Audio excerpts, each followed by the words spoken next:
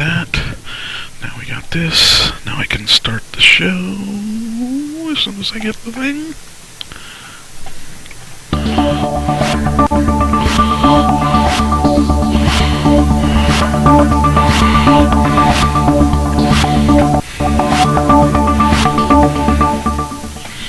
The following program contains scenes and language of a frank and explicit nature. Viewer discretion is advised. In 5, 4, 3, 2, live now. I don't know, Mike. I don't know what you're talking about. See, everybody, he's a macho. Savage, you're listening to Mike Trash, TrashTalkingRadio.com. The best in the business. Say it, the macho. Wrestling fans throughout Radio Land, listen to Trash Talking Radio at TrashTalkingRadio.com. Every Tuesday from 7 to 10 o'clock, you hear guys like myself, the Ugandan Giant. Come on.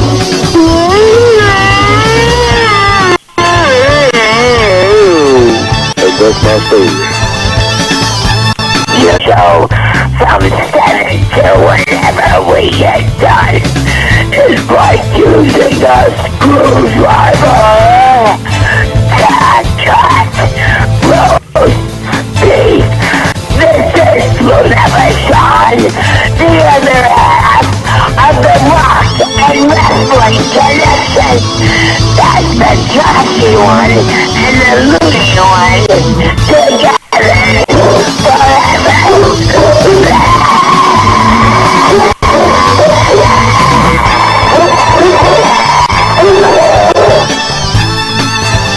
Hello, ladies and gentlemen, this is Ivan Koloff. I'm here to tell you about Mike Talking Trash. With the trash, 7 to 10. Tuesday nights, you got to listen in. It's the best around, the best in town. Alright, hey, this is the Animal. One half of the world is taking the road. What are we going to do? If you know what's good for you, listen to Trash Talking Radio or else. Everybody, you're watching Trash Talking Radio. This is Hulk Hogan. Hulk, what do you got to say about Trash Talking Radio? Well, I gotta say that I just bought Trash Talking Radio. You're out of the picture, dude. This is my show, and you better watch, because what you gonna do when Hulk Hogan's brand new Trash Talking Radio runs wild on you? It is times like these that the world needs heroes and entertainment, and with that I give you the greatest live talk show known to mankind. With inflation being at its highest points, we need someone to show us the ways of good taking on evil, and someone who has the heart of Snow White and the strength of Thor. He, along with his sidekicks Trash's mate, also known as Trish, Trash's babe, known as Ashley, and Trash's roadie known as Cirillo. They will fight crime and make the world right once again. We all need superheroes. Please welcome me in a round of applause for the vital idol class C Mike Trash. You may all be seated. Thank you.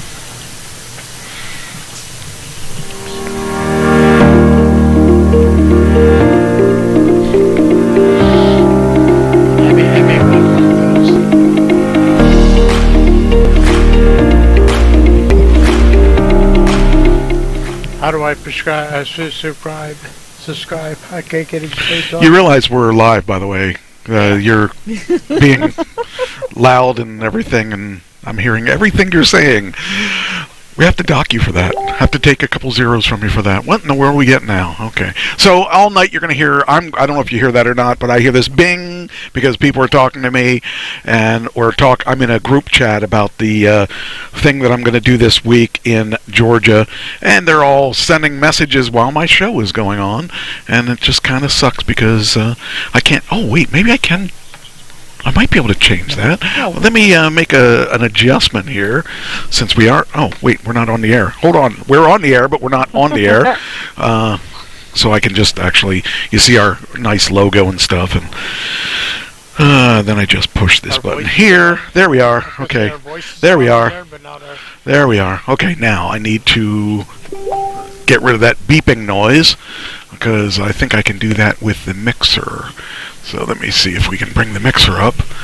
I can't see the mixer. Rats. How do we do this? I can do this without... I gotta do this a different way because the computer that does this is running on half steam because it's falling apart. Oh shoot, now I probably lost you guys. Did I lose you? Yep, I did. No, we're still here. No, I lost them. Oh. Yeah, it doesn't matter. I just gotta figure out... Oh, yeah, all I gotta do is I gotta mute this. Yeah, that'll work. That will be okay. All right. Now it should not be binging us all the time. We'll see. I just can't see when they keep doing that. It blocks my chat room, so I can't see what's going on. Oh, there's 2 other chat rooms. What the freak is going on here? All right, let me see You're here. not that popular. I know. Oh, hey, look, there we are. I was gonna say we're overseas. All right, there we go. We have been. That's nothing new for us. Okay. We have been actually pretty prominent. We did England and some other places over there. Let's see. There we go. Pin. Okay, pin that to the profile, and then get rid of this tab. Get rid of this tab, and then. Okay, there should be no more binging. No more binging. There's no binging in baseball here. Okay. All right. Well, we did come up with a final name. Trash is Supergirl. Oh. All right, anyway. Hey, talk again so I make sure that your mic's working. Okay, yeah, it's working. Talk again. Yeah, hello. You go. And yes. Okay, good. We're all here. Just making sure the mics are all working. I know the mics are always working because No, they're not. Exactly. No, There you don't even I go like there. that. Thank you very much. Don't even go there, Trash. There I you know go. better. I'm going to be working really hard the next couple days. Yeah, but he doesn't work hard. He works hard. I'm and driving. hardly working. I'm driving down to Atlanta. That's a long drive, especially without anyone else. Well, the with last me. time you did it, you had a excuse me. chauffeur.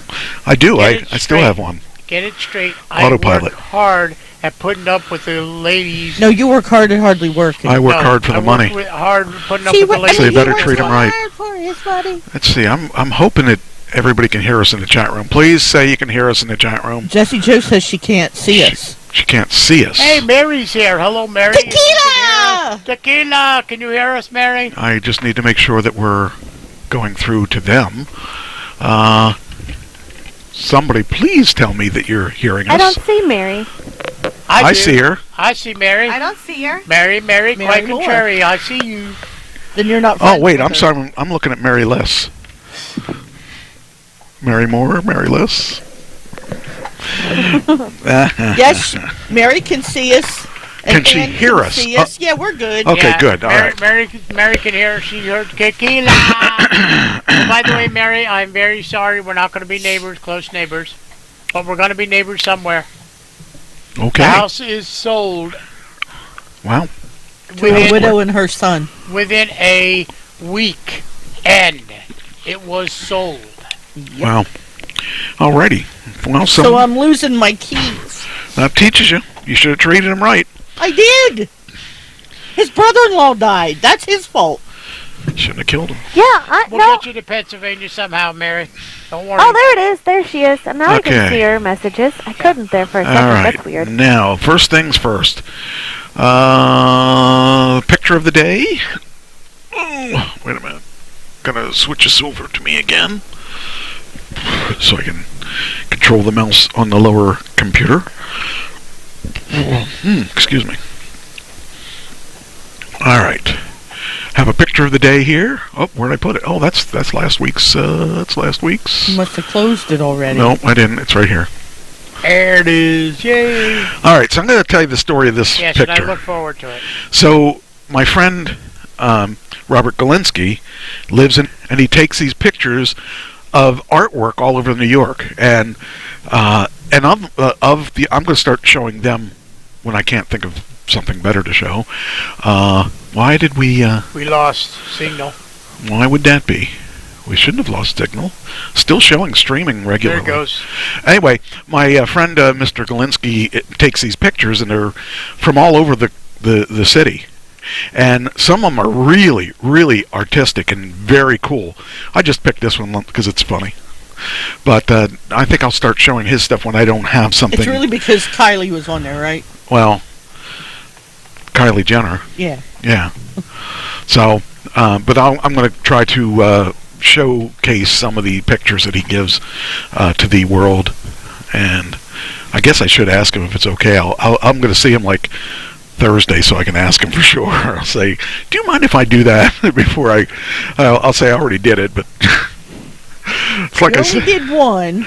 It's like I said to him, "Do you mind if I name drop you on when I'm talking about some of the things I'm doing?" And he goes, I said, "What?" No, I said, "What's the protocol for if someone wanted to, use you on their resume or use you as a reference?" He said, "Well, if you know the person, it's not as big of a deal. If you don't know the person, you probably should get their permission."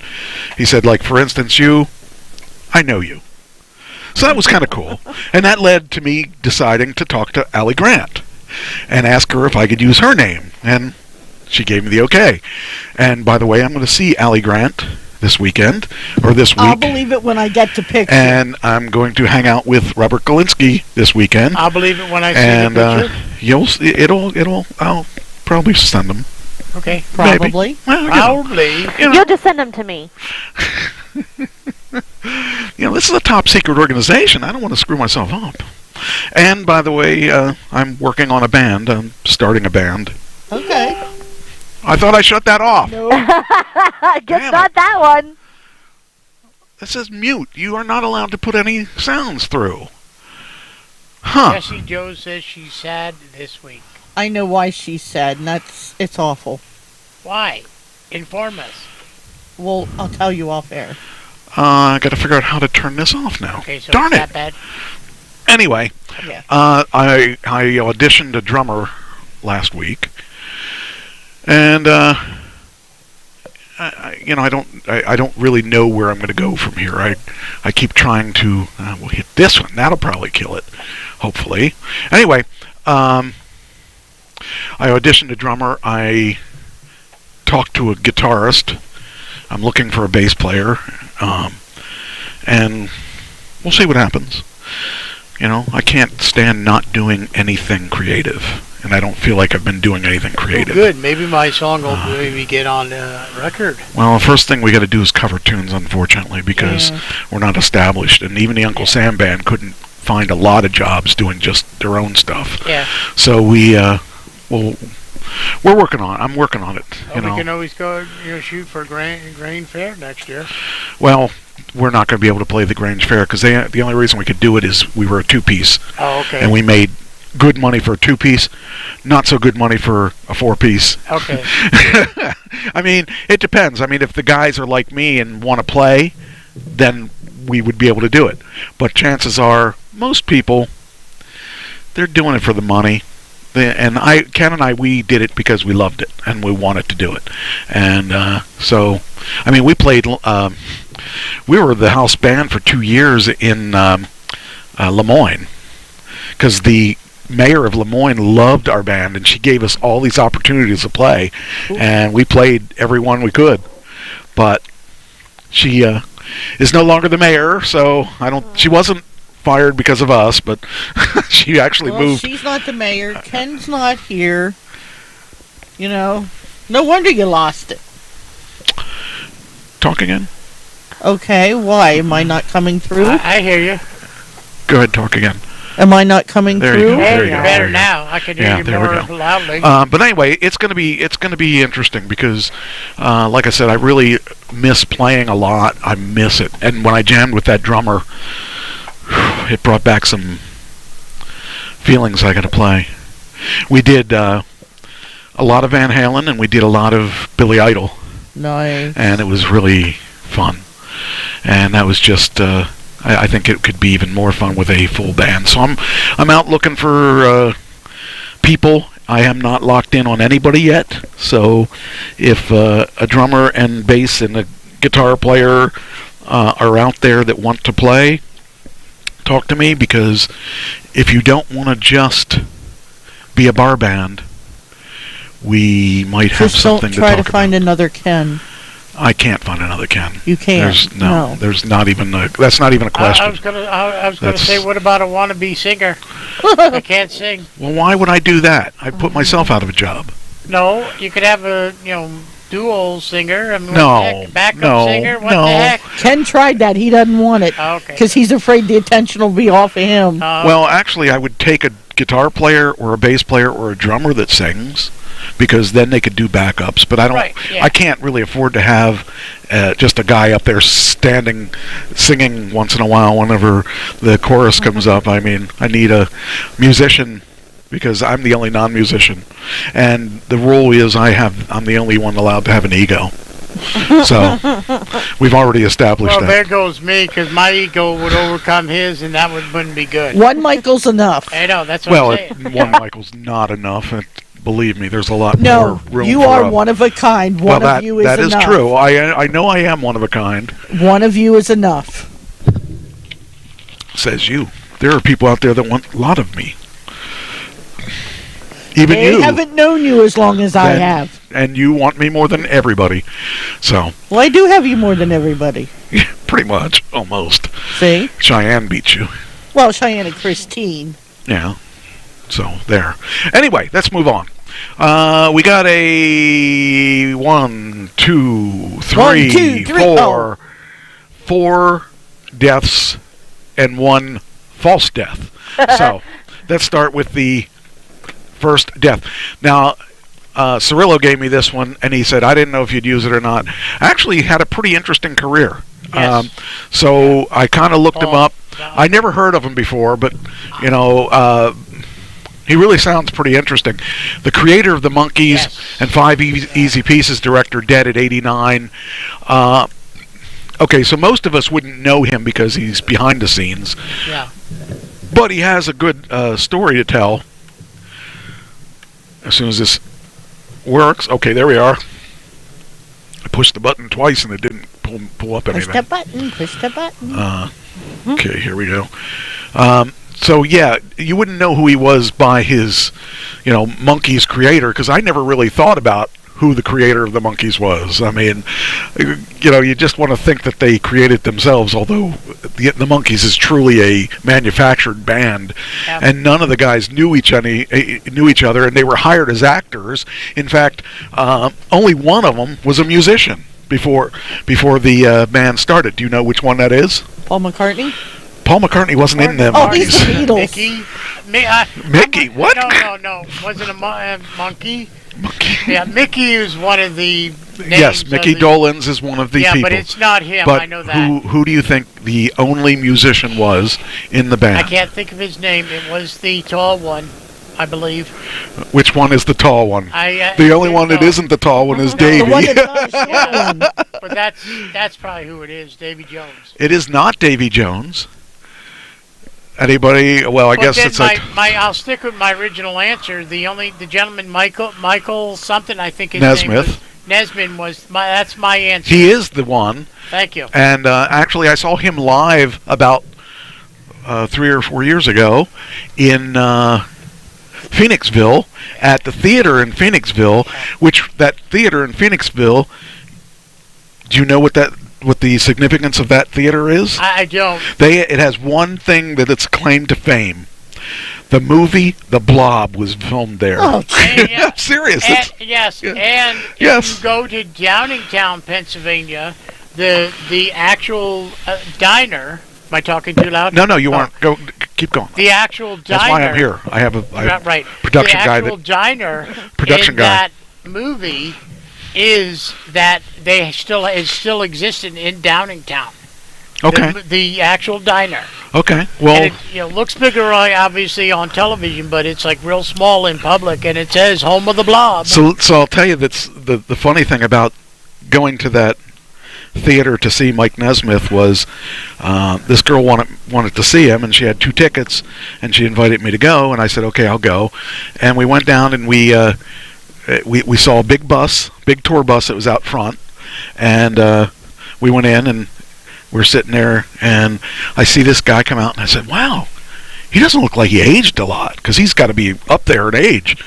And I'm sitting there thinking, wow, he I feel, he looks like my age. I couldn't believe he looked that young. But anyway, turned out that wasn't him.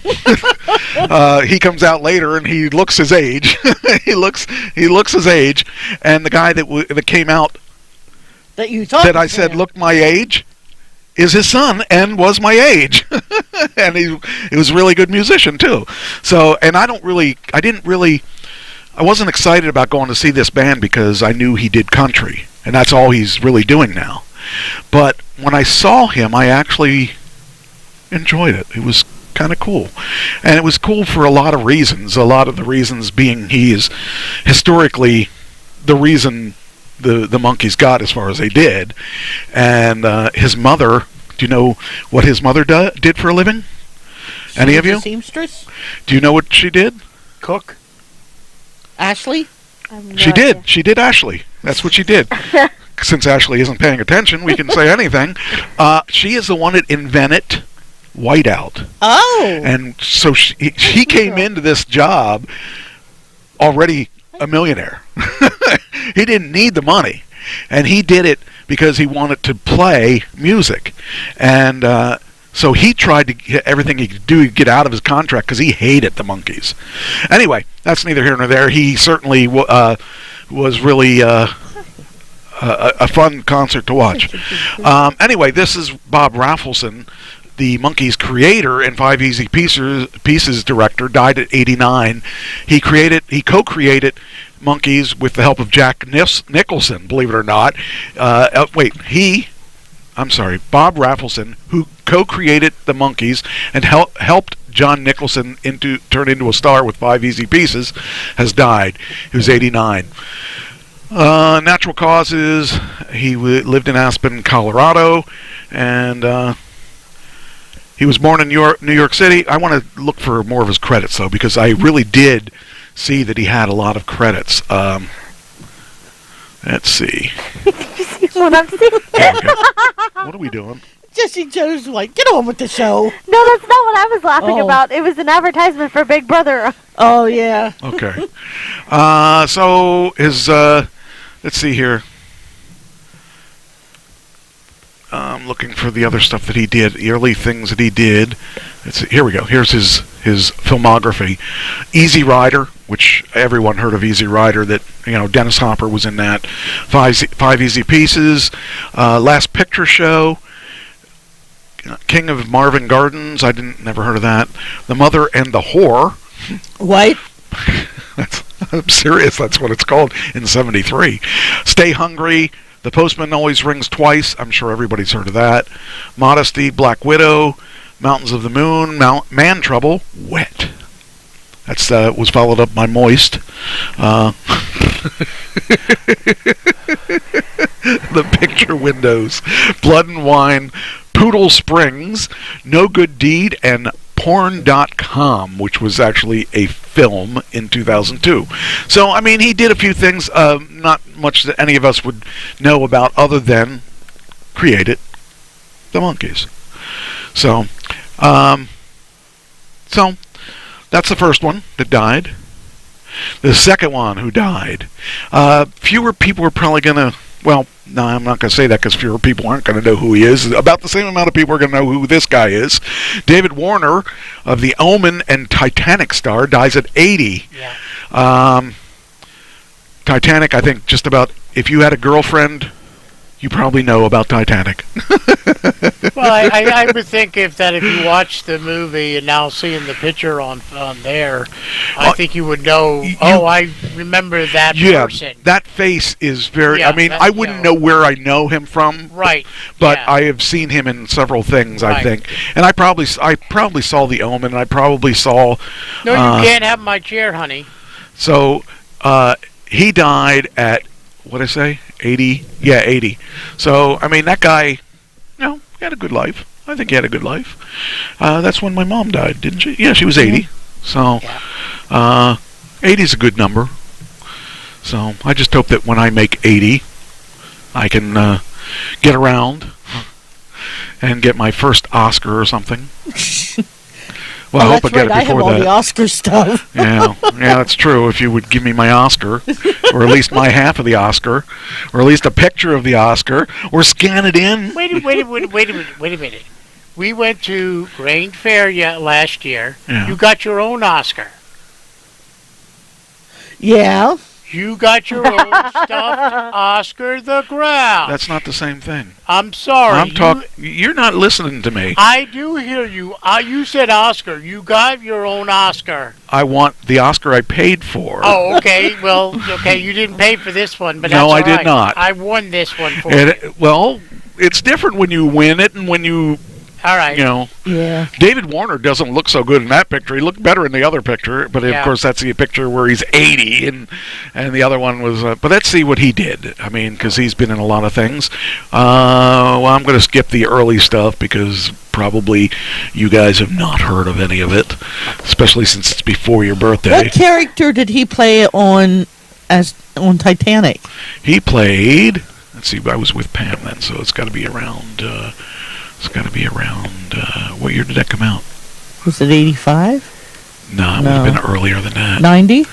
Had to be in 95 or above, I think. Yeah, there it is, 95. He was Spicy Lover Boy. Oh, I'm sorry, Spicer Lovejoy. I like my name better, Spicy Lover Boy. That'd be like the Spice Girls, you know. And Billy Ocean. Yes. I want to be your lover. Lover. Yeah. Names I'm thinking of for the band. We'll talk about that next. Remind me, I want to talk about that. We'll talk about that after the Dead People. Anyway, so he was in Money Talks. He was in Titanic, Scream 2, Pooh's Grand Adventure, The Search of Christopher Robin, The Last Leprechaun, Wing Commander, Back to the Secret Garden, Planet of the Apes. He was a Senator Sandar. Little Unicorn, Superstition, Code Conspiracy. Man, this guy worked regularly. Yeah. All the way up till his 2018. He did Mary Poppins Return. He did a lot of stuff. Yeah. So that guy, kudos to him. He didn't stop working. So now maybe there'll be a couple jobs for someone else to get. So that's the end of him. And then we got I don't watch this show, so I don't know anything about this show, except it sounds kind of sexy. Naked and Afraid. I've seen commercials for I would watch that show if they didn't box out everything. If I got to see the girls' boobs and stuff, I would watch that show. That's the only way. You would also get to see the man. I wouldn't even look at that. I'd be looking at the boobs. I know that. I don't care what you would look at. I didn't say I would be looking at. I said, my eyes are not going to be looking down to that. Not interested in that. But the Naked and Afraid contestant Melanie Rauscher, I guess it's Rauscher, is dead at 35. Oh. So she was a little bit too afraid and a little bit too naked for that show. Did she die on the show or after? I don't think she died on the show. I think it was I read that it was a. Wait, I'm trying to get this. Here we go. Can't stand it when it doesn't work the way it's supposed to work. Where these things are supposed to. Don't make me laugh. Got a toothache. Ha ha ha ha ha. Anyway, nice. I am being nice. I thought she was telling me a joke. Uh-huh. Anyway. All right, let's see. Oh, yeah, happy birthday to... George. What? Her? No, who was it? Her son? Son, maybe? Yeah, her son Josh was on Saturday. Yeah, that's what I said. That's what I said. And things, Ashley was Saturday, and I was not Saturday. I'm Sunday. I'm sorry. And actually, my dad's birthday is today, even though he's not listening. But I called him up before the show. Why isn't he listening? He should be listening all the time. He's in Florida. I don't care. We've got a Florida feed. He can't. Yeah, He has no excuse. He can even listen to the radio feed instead of the video feed. All right. This is a strange way that she died. Anyway, she Naked and Afraid contestant Melanie Rauscher has died under mysterious circumstances in Arizona. Her body was recently found near cans of dust cleaner. Oh, geez. Probably in. She was snuffing the stuff, I would imagine. Melanie, who appeared 2 seasons on the popular Discovery Channel was dog sitting at a residence at Prescott, Arizona, when the homeowners were away on vacation. It says here the homeowners returned on the afternoon of July 17th and found Melanie deceased on the bed in the guest room with a knife. No, no knife. I was just going to say gone to the what's the name of that show? Clue. Yeah. Clue. Yeah. It's not a show. It's a game. A board game. Yeah, whatever. Whatever it is. Mr. Don't correct me. I was not. I was informing you. Family Feud is a game. Now stop it. Mrs. What's that? Peacock in the Yeah, that's it. I was trying to remember their names. Right, I couldn't Mrs. remember any of them. Peacock with the candlestick in the boardroom. That's what it was. I couldn't remember any of that stuff at the spur of the moment. I'm sorry, even though I'm a little bit younger than you, I know, I have those old times in me. We should take no. Just like, I got an old dose of reality back in the 70s. I used to watch the old original series, Batman, and my friend says to me, I found something you would be interested in back in the 70s. I said, what's that? 60s. And 60, well, he was, but I saw it in the 70s, and he goes to me, he started playing it, and all I heard was and I'm like, Batman! I was halfway up the stairs, I was like, Batman! I haven't seen Colonel that Mustard show. with a knife in the parlor. Okay, Uh-huh. yeah. But yeah, it was like I was read, the Penguin, they had the Joker on there one scene, they had the Riddler. They had some big stars on that show, Yes, too. yeah. That Yeah. was, for the day, Yeah. Burgess Meredith. Was, I believe, the Joker. Then the Riddler was Cesar Romero. No, Cesar Romero, I think, no. He was the Riddler, wasn't he? No, Cesar Romero, I think, was the Joker. What's the guy that had the mustache? Maybe he was the Joker. He was the he had the mustache. I think but he's. Pull up Batman. Batman. Wikipedia. Wikipedia. Yep. Original Batman. Yep. Not the other ones. Not the fake ones. Yeah. I can't say that because I liked a lot of the other ones. I think Cesar Romero Not was that the low. Joker. I forget who the Here you go, Penguin this was. one. I forget who the Penguin was, but Burgess Meredith. yeah. Yeah. Are you having a hard time with your internet? Yeah. I got it. All right. Give us the villains. There we go. Adam West. Yes. Batman. Yeah. Burt Ward. Yep. Is Robin. basically He's still Robin. alive, by the way. He's still alive. Yes. He gained a bit of weight, but he's Yes. Cesar Romero was the Joker. the Joker. Okay. The Riddler was that was The Riddler was frickin' Frank Gordon. Yeah, that's Gorshin. Gorshin, Yeah. Yep, it's right here. And Julia Newmar Yeah. was the Batwoman. Yes. Catwoman, I think, was Another big name. Eartha Kitt, I believe, Yeah. was Catwoman. The adventure. Will you stop moving up? So I'm trying to see these characters. Thank you. Yeah, Burgess Meredith was, I believe. Oh, I don't know who he was. Vincent Price was Egghead. Oh, that's right. Yeah. Yeah. Like I said, those are big names for that time. Vince Price was actually in there too. Yeah, that's what Milton she just said. Berle Yeah. as Louis the Lack. I don't Louis remember the, that. Louis the Lilac. I don't remember that, but there was some really big names for that show. They had a Alan. Was it Nabler? Was Alfred, the original Pennyworth. Alfred? Was the original Alfred? They had two of them, I believe, in that series. Yeah. Yeah, but it was it was famous. I Well, mean, somebody needs to come in here and fix this case here, trying to figure out why she killed herself with, of all things, dust cleaner.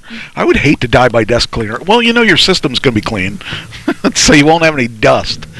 So, anyway, so the next one that has died is Pat Sorvino, 83 of Goodfellas. I actually read and saw a video about his daughter. Made a nice contribute.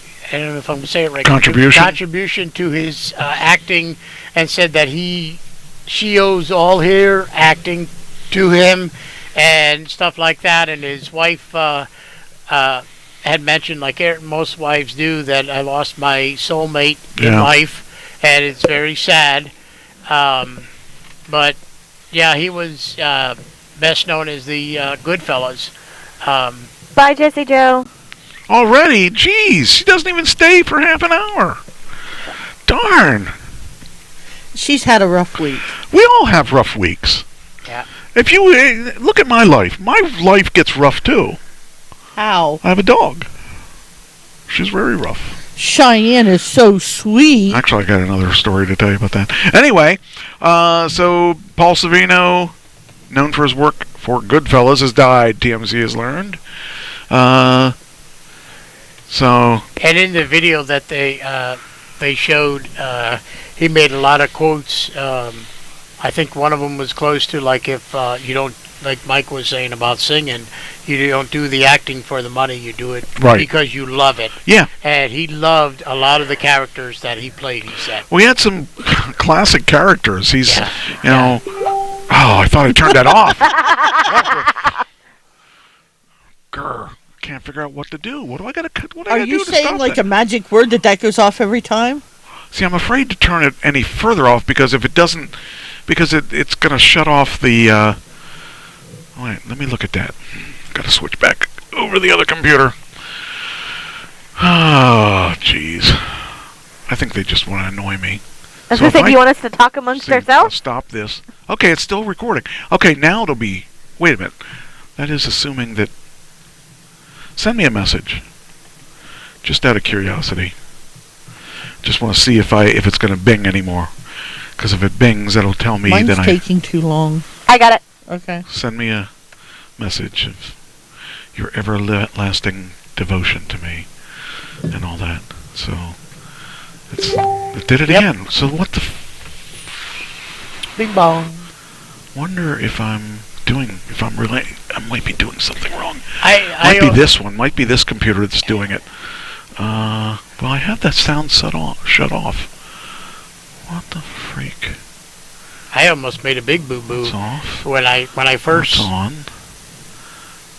Even though Test, it said 1, 2, Goodfellas 1, 2. on there, I almost thought he was the one for The Sopranos. No. And I looked quickly, and then I was like, no, dummy. Goodfellas and Sopranos were different. I thought he was the but one it's there. the same basic. Yeah, same basic. And I was like, oh my God, I thought so I'm glad I made that mistake because isn't that the guy you're helping? Or he's helping you guys. One of the guys is from The Sopranos that is teaching me. Yes. Yeah. So.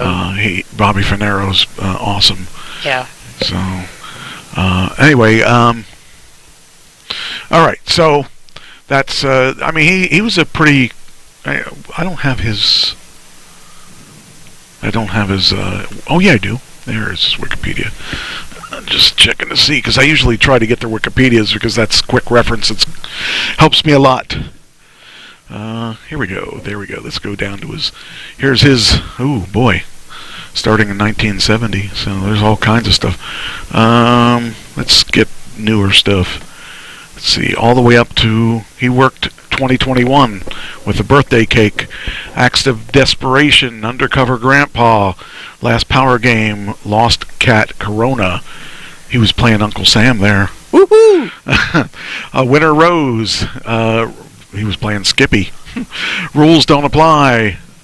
Let's look for some things that people may actually know. Let's see. I don't see Devil's Carnival. Ooh, he played God. For Love of Money, he played Red. So, I mean, he was around for a while. Kill the Irishman. He played Fat Tony Salerno.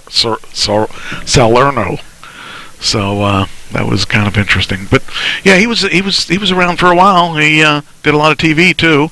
Let's see what TV he did.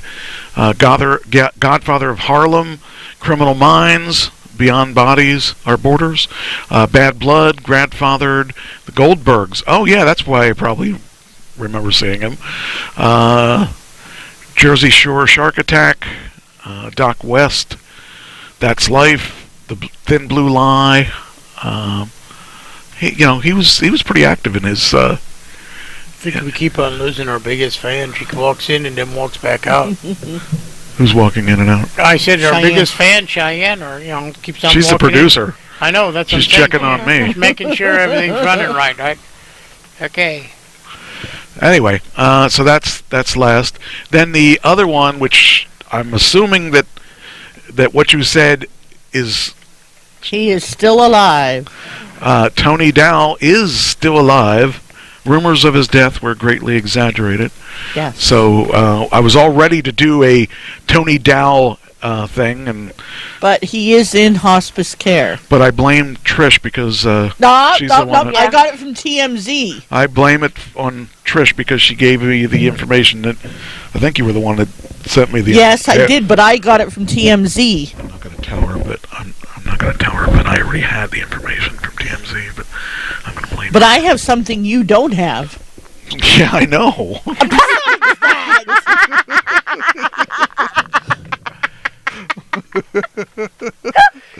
She's over there.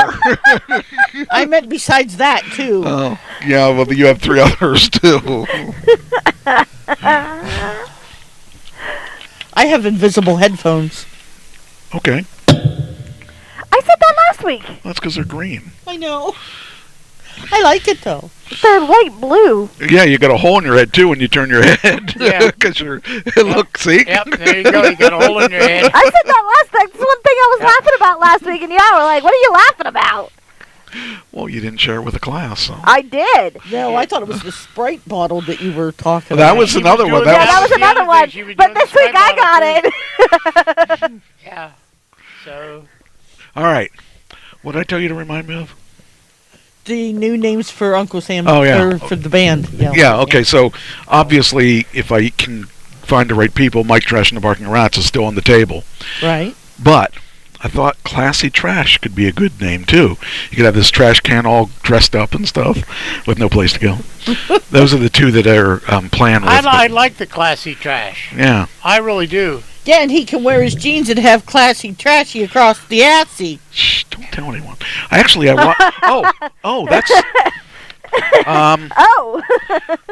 And the light bulb goes on. Bing! I'm going to find this because I think you will appreciate this. Let me see. Where is it? Okay, so we're done with the deaths, right? Yes. So I can go on to another topic. Uh-huh. Okay. So I'm going to find something that you will appreciate it more than others. Do you like when I do that? Yes, you feel because special. I have a long history with you. Hi. Where's she at? She's not lit up. What's going on? Okay. She's probably hiding up there in that secret corner. I'm thinking of taking one of my Alexas to Georgia. So you can talk to Christine? Well, it could be my... Oh, yeah, I could do that, too. But it would be my alarm. Ah. And I don't... Doesn't your phone have an alarm? Yeah, but I don't really use it for that. Oh, okay. I mean, I got to have technology. What's Alexis going to say? Michael Trash, wake up, please. No. Michael Trash. Mr. Mr. Michael Trash, wake up, please. Yeah. And it keeps on getting louder and I found louder this. and louder. I found this a long time ago, and I didn't watch it all the way through, and I forgot that I had it till this past weekend. I was trying to clear up some of the things that I saved. McDonald's French fries. Oh. This. And it's really funny because, well, we got to back it up.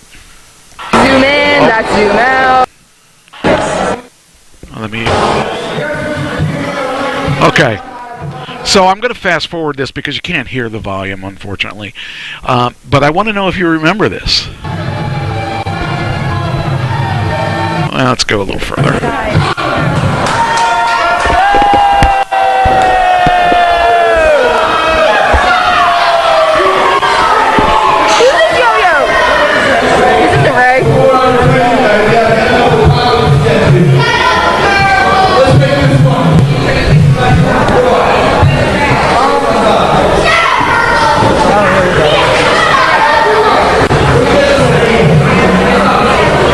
Now, first off, this is the only time I ever performed in this place.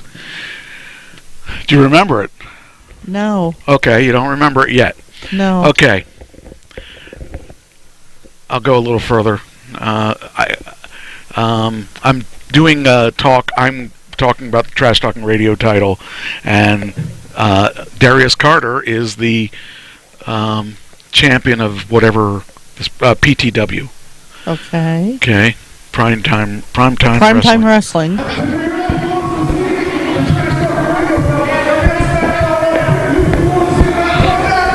Was I around then? Yeah, you were there. You were at this. This is because I know this is one time I don't remember. Usually I remember, and you don't. Age, Michael, you know. Yeah, I know. I remember it. Or as Collie said, what's Collie say? The antique?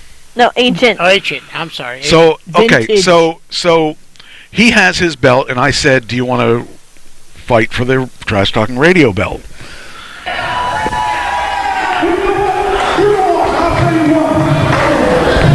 And I got in his face and I said, you know, you got that belt. How would you like this belt? Because this is the cool belt. This is a belt that's been, you know, defended in 16 different states and all that stuff. The garbage that I always tell. And he said, yeah, he'd be willing to do that. And I said that. I don't remember this.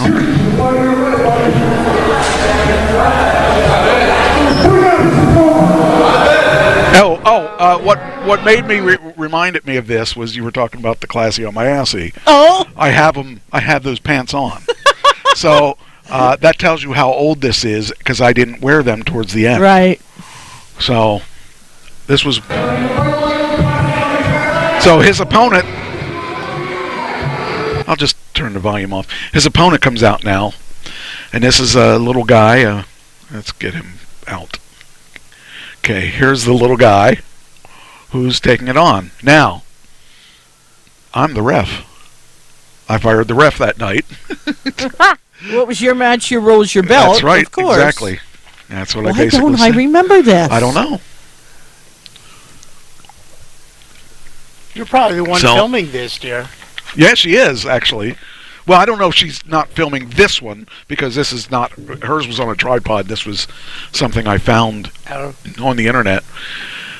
Anyway, so I'm going to ref this match. I'm not going to sit and watch the whole thing, but needless to say, I called it right down the middle. Bullshit? I did. I was a face. No, because that's Jamie. I wasn't Jamie around. who? What are you talking about? Jamie wasn't there. Don't tell me You're telling me wasn't. Jamie wasn't? Back it up. Right there. That's not Jamie. Jamie's not that. In the black. I have to wait for it to come up. It was in 11, so maybe you weren't there. That's Jamie.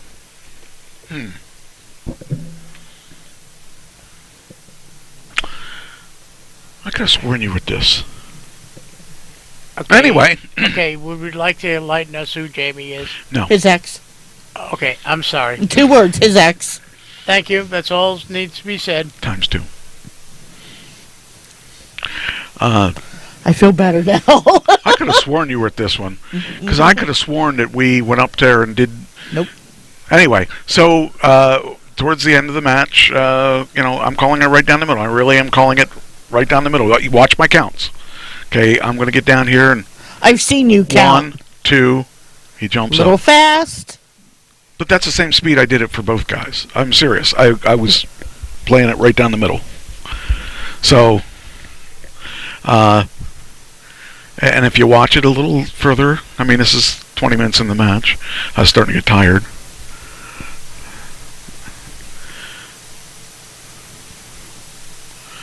Huh. Oh, there goes him. See? Now watch. 1, 2. I was right the same pace. I was being right down the middle. Yeah, but that was... I even got people clapping, see? I was doing the whole clap thing, getting people clapping. Because that's what you do. And you can see I'm leaning, so my scoliosis was around then. I just didn't notice it as much. But as I watch this, I can see I'm like leaning when I'm standing. But yeah, even when they, whenever they did things, I got in their face when they did things are bad, because I'm a good referee. So, and I have children. I signed a disclosure. I'm not allowed to talk about it. Look at that. Oh, he missed. See, he got around, and there, boom, and he goes for the pin. And he goes. And I'm down. Wait, where's the one? One, There. two. A little slow. Ow, my eye. Ow, what did I get in my eye? Something got in my eye. I couldn't see. What'd you poke yourself? I don't know what happened. It was... Oh. Oh, now he's going after him. And the crowd loves me. Listen.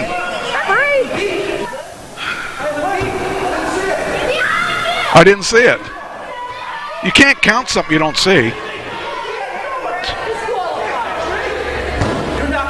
I hear him disqualified, yeah.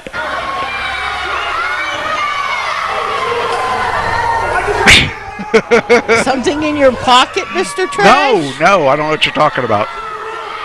I don't know what you're talking about. He was arguing with me, and people do not argue with refs. And he pushed me. He should have been disqualified right there. Boom. Oh. Hey, what's going on?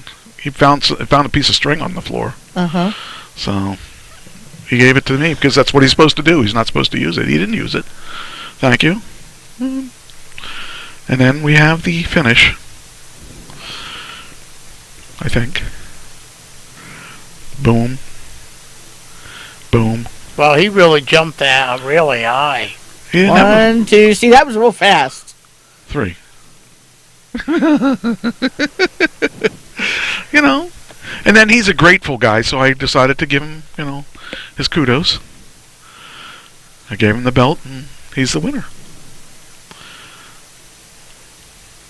And I said, hey, you're not going to get one of these by pushing me around. I just thought it was funny because I, didn't even know it was out there, and it was just awesome. And then I tried to put the belt on top of the belt because the more important one was on top. And you could see Oscar on the belt. The winner is Darius. It was just funny. But I saw that online. I guess I saw it on a Twitter feed or something. Or else I saw it. Or else it was on there. I don't know. It was just kind of funny because I didn't even realize it was coming. It was just really cool. But see ya. People that appreciate me get me. But it was the only belt that stick was the Trash Talking radio belt. We were the only radio show to have a belt. Yes, that's true. Or at least the first one. I'm sure there's others that have had one since people like to copy. But that was kind of cool. What else? Now I don't feel so bad for not remembering it. I feel really stupid. All right. Let's talk about this weekend's movies. Nope opened this weekend. We didn't have time to see movies this weekend. I didn't either. I was busy. I was busy too. I invited you over, you guys. I was going to invite you over for a movie. Couldn't. Had too many people. I didn't even know about the invitation. That's why I didn't, because we had too much going on. Because you didn't invite me. Thanks a lot for the invitation. You know you're always welcome down I am not going to just walk in. You know you're always welcome down I don't know that at all. Yes, you do. Never realized that you I would have had a life outside of me. Came and did a Mike and Christine movie night. We were just hanging out, doing nothing. I had a full house. I'm literally. I had 3 of a kind. I didn't even know. Oh, wait, sorry, that's a this full weekend. house beats 3 of a kind, though. Well, I didn't say I won. I obviously didn't win. I was told to stay home. I was told to go away. I didn't tell you to go away. Sad. Wait, didn't at one point you say during this past weekend, I thought Mike would have came down? Yes. Ha! No one invited me. I just was home. You really do have to come down and see what has been done to the house. Maybe it has to be a mic to mic, the conversation. When you she get didn't back want me there. Hey, she okay, was... I'm making it clear here and now. When you get back from Georgia, your ass better be down at the house. Oh, woo! Whoa. You're classy assy. What? You didn't invite me. I would have gone with you on the boat. Yeah, excuse me. I didn't even get. He didn't go on a boat either. I would have taken Christine on the boat if I had known you were going on the I'm boat. mad. I didn't even know they Last were going. minute decision. Didn't talk about me. It was a last minute decision. Yeah, last minute decision that I wasn't included. Yeah. Well, you were working. Next last minute decision of mine is going to be on her birthday weekend. Woo! Man, is it getting hot in here? Your ass better be down at the house after you get back from Georgia. My ass is always at my house. At my house. Why would I want to be there? You don't invite me there. And you're in a bad neighborhood, from what I heard. All those people, the people that don't cut their grass for weeks at a time, months at a time. Nope. I've got a caretaker for that now. Got a caretaker. I thought that's why you got a boyfriend. Nope, Tony does it. Oh, okay. She finally has her... My fantasy. There's a sign in the kitchen that finally has come true. She has 2 men. One cooks and one cleans. And one's clean. Which one cleans? The next door neighbor, Keith, cleans. He's leaving. You I don't know. get Yeah, I know. He cleans. What are you? I'm one of the ones that cooks. Oh, okay. Mm-hmm. You still got to replace Keith. Yeah, I You know. got it right. Yeah. I can't. Unless I step up It's to like some Ken. of the cleaning. I can't replace him.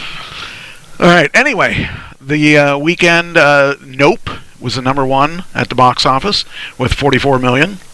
So that's not a surprise because I mean most of the ones that are doing well, like Thor and all that, have run their course, but they're due for something big coming up soon. I actually want to see Nope. I don't know if you've seen the other 2 in the series. Nope. Nope, you didn't see him? Okay. You really ought to see him because Jordan Peele, he's actually a comedian.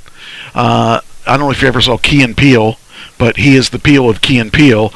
Yet he does these horror movies, and they're not really horror movies. They're kind of like, I mean, they're science fiction. Yeah, when I was listening to the radio, she said the radio person said that she wouldn't go see it. Why? It was a horror movie. And It's not a horror movie. I mean, it's a thriller. It's not really. It's not a horror movie. You know, repeating what she said. Yeah. So people that don't. What is this? Oh, there's the tab. We found it. Okay, so now I'm going to mute this tab, and then I'll mute this tab too while I'm at it because chances are. What did you say? I already have this one. All right, so I got this now. Okay, there we go. Make sure Cheyenne takes your spot. Now we're okay.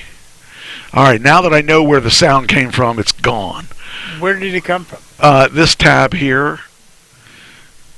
So I was I thought it was a computer up there. It's this one. Anyway, all right, that's why it's so loud too, because if it was on that other one, it wouldn't have come. It shouldn't have come through on the headphones. That's what was throwing me off. But anyway, I don't know if I should mention it while she's gone or while she's here, because she'd be embarrassed. I rediscovering what a wonderful person Trish is every day, and when I say that, the reason for that is maybe you ought to wait till she's here. I think I'll wait until she comes because I mean I think that to embarrass her a little more. Well, I don't think it's an embarrassment. I think the thing that is kind of cool about it is that you're saying something nice about her instead of we tend to joke about her on the air, and I tried to calm that down because it's out of hand, and I think I'll wait she deserves to be. As long as we're not in the middle of something. We're not at this point yet, but yeah, that's what I'm saying. As long as we're not in the middle of something. Okay, so back to the movies. Last weekend, let's see. Here we go. Here it is. Okay, hit this. I'm getting a little more organized with this site. I didn't really like this site at first, but now I'm getting more organized with it, so I'm starting to like it. Here's the weekend. Is this right? Still trying to... Yeah, I'm just getting used to this. This weekend... let's see. That's the dailies, so we want the weekend. Nope did 44 million. Thor, Love and Thunder did 22 million. Minions did 18 million. Where the Crawdads Sing did 10 million. Top Gun did 10 million. Now, that doesn't sound really good till you look at what the totals were. And the totals are down here, worldwide. Maverick did $1.38 billion. Doctor Strange did $921 million. The Batman did $770 million. Minions did $643 million. That's just unbelievable. Now, if you're talking about just in the United States, Top Gun did $637 million. Doctor Strange did $411 million. So that means the majority of it's coming from out of the country. The Batman did $369 versus $921. Jurassic did $366 versus $921.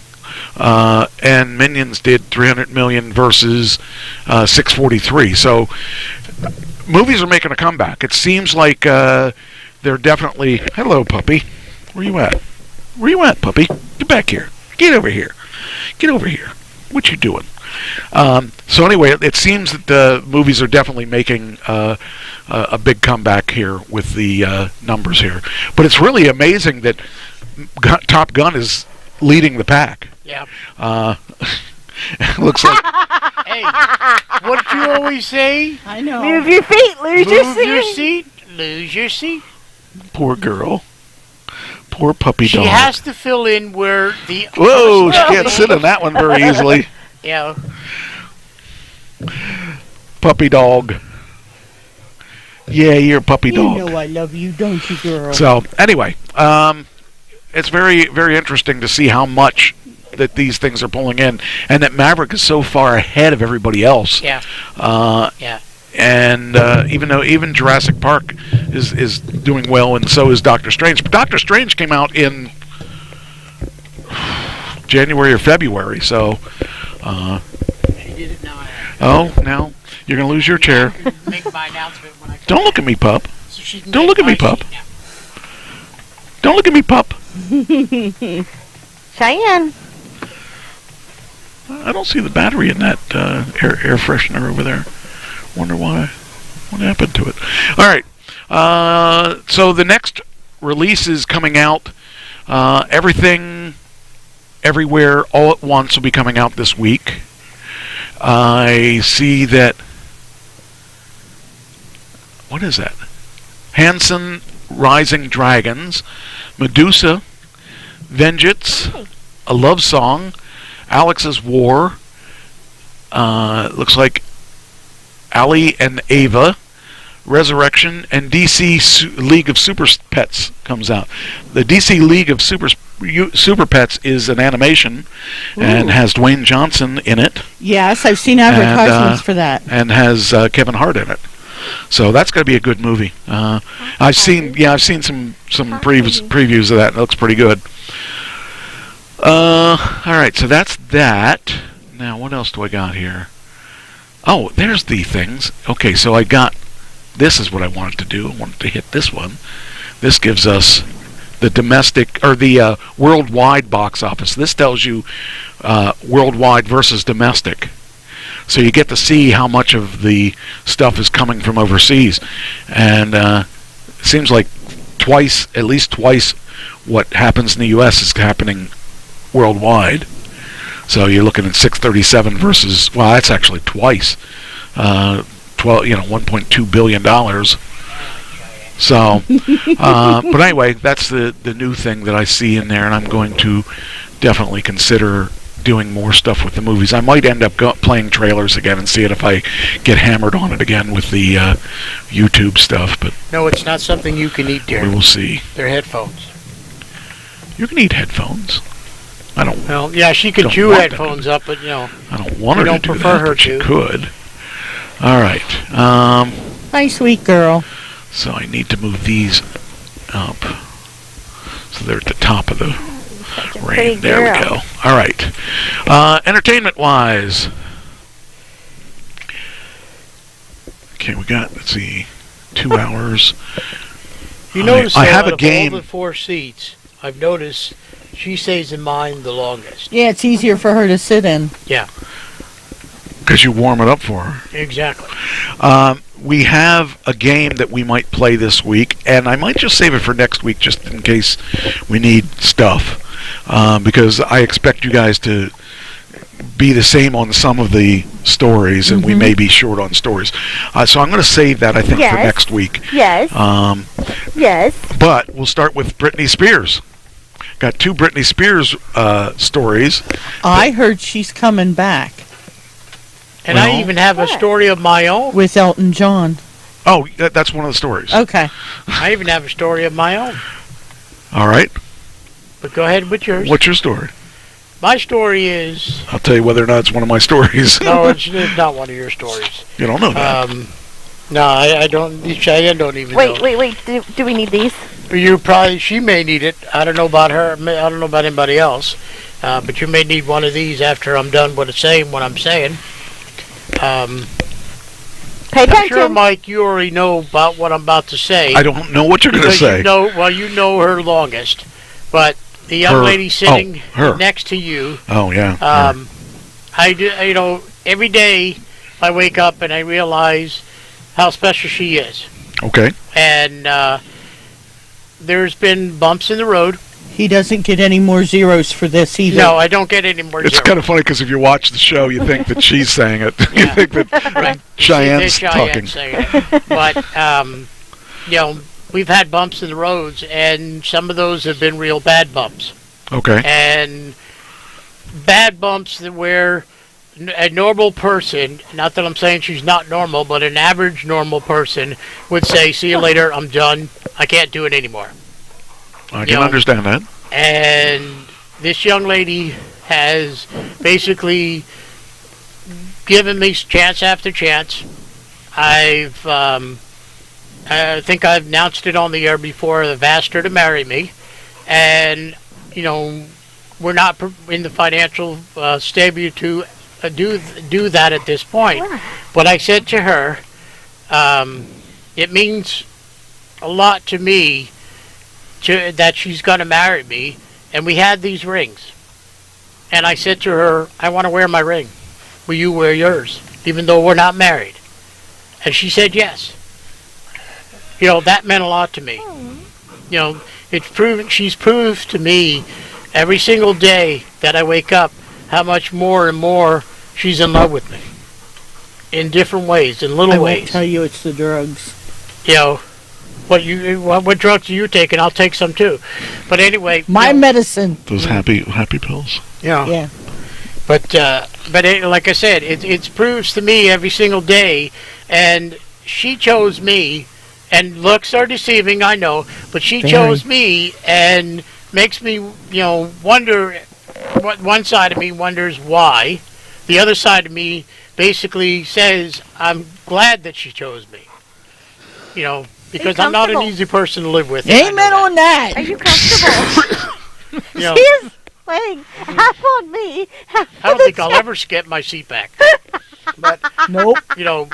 So I want to thank her for everything she's done, and for choosing me. And when I asked her to marry, she said yes. She took the engagement ring, and some little things happened to it, but she's ready to take over my computer too.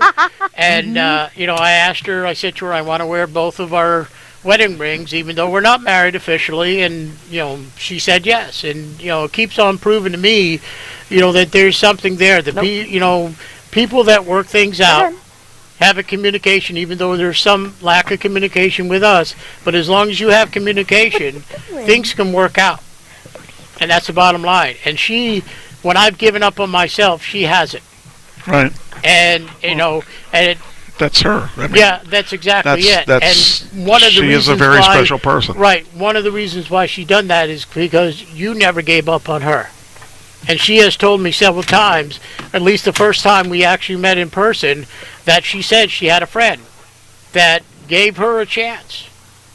On showing her different ways, and she saw that in me, and she wanted me to. She wanted glasses anyway. to do that for me because she knew I can do it. And then when I say I can't do it anymore, she tells me yes, you can, because she believes in me. She believes in the person that I am and the person anything that to I get him on the good side and get the negative Nellies out of him. Stuff like that. Get all his money and stuff. Yeah. Yeah, that's it. I'm sure. Can't be money because I already told her I can get a $100,000 policy for I think $20 a month, and she won't take it. She can kill me off and get $100,000. What do you think? Okay, feed him some it's bad fake shrimp money. or something. It's counterfeit. I don't want counterfeit Monopoly. money. Yeah. That too. That'd be good. But, like I said, I just want to thank her personally, again, because there's been rough times, and, she's shown me every single time. Well, you know what I told you anymore, and you're... Yeah. You said that the last time, too. He says, like, for half an hour, he says good things, and she goes, one more time, you're out of here. And she says that every single time, Michael. Yeah, well, this time it almost happened. Well... But it's one of the. All right, he's saying nice things. You should say something nice back if you want. Thank you. There you go. That's as good as you're gonna get. Yeah, that's probably the best I'm gonna get at this point, but that's all right. Well, I appreciate that you are taking better care of her than you were. How's that? That sounds good. All right. On that downer, let's bring up a. Hi, Cheyenne. All right. So Britney Spears is back in the news. She orders her breakfast in bikini bottoms. Now there you go. There is a girl that knows how to make breakfast. Dress. I was gonna say there's extra chairs out there. Yeah. The pop princess jetted out to the British capital last week following her 2-week honeymoon with her husband Sam. It was empty. Did she spill? What did we do? Okay. All right. What are we doing? She spilled a little bit of you my spilled on the computer box. You spilled it on my dog. How dare you? She spilled it on herself. Anyway, jetted out with her husband, that, and she made major headlines following for going topless from her bed and wearing only a snakeskin pair of bikini bottoms. Yes, that's the way a girl should do it. A slew of photos landed on the blonde's Instagram as she showed off her curves and her happiness. Britney's 41 million followers got a hint of how she likes to start the day, even if the hot beverage hasn't been decided on. Posting to her followers, the 40-year-old stunned as she lay amid white bed sheets and and shot candidly. She wore nothing but green swim briefs, adding a vintage. Would you keep it down over there? Oh, there you go, knocking the light down. Oh, you such a pain in the butt dog. Anyway. A vintage style choker necklace. There you go. There's what she looked like. Yep. Wow. I'd like to get one of them in my bed too. I have one of them in my bed.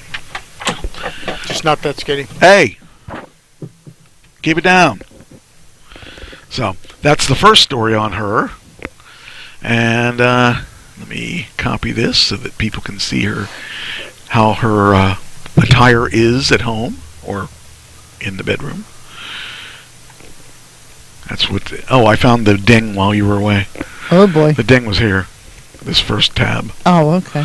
That's why I couldn't figure it out, because it was like, where was it? I couldn't figure out what else I could. Oh, what was that? Who's being attacked by that metal person? All right. Anyway, I think it's kind of interesting that she, didn't mind sharing that with her fans. I guess I could say that. That's the best way I could say that. But maybe her husband did. Her husband did what? Maybe he minded. I doubt it. I think when you have a woman that hot, you got to show her, And if she wants to show, it's even better. And then we got to do this over here. Oh, all these people send me these things. Oh, stop. I can't close them all. How do I close them all? It won't close. Why won't you close? Hey. Come on. I can't do it if it's not going to work with me. Here we go. Grr. This is crazy. There we go. Now. Play. There we go. Come on. All right, why is it slowing down? Okay, there we go. Now we got it. Maybe. Maybe we got it. Oh, what is going on? It didn't show up. There it goes. Okay. And deleting this. Now that should work. Okay, got it. I hate the ones that don't post automatically for me, because then I got to work it out. And there she is. Okay, then we got another Britney story that you brought up that I already had. She records. Where'd he go? Phone call. Jeez. Put your phone on silent. This might be either his mom or his dad. It doesn't matter. The only death that matters is his. If he dies, then... Well, it shouldn't be either his mom or his dad, but probably his mom, because she forgets he's doing a show. Well, someone's got to tell her. Well, we just talked to her on the way up here. We'll put her on the intercom. She's got to call in the studio line. Then we can all just talk to her. There's no reason... but anyway, it's kind of cool that Tiny Dancer... I remember first time I heard that song, because I was in a place I wasn't supposed to be. But didn't Tina Turner do that first? No, the different song. Okay. So, I'll tell you where I was when I first heard this song. The nudie bar. That's where you weren't supposed to be. I was 21.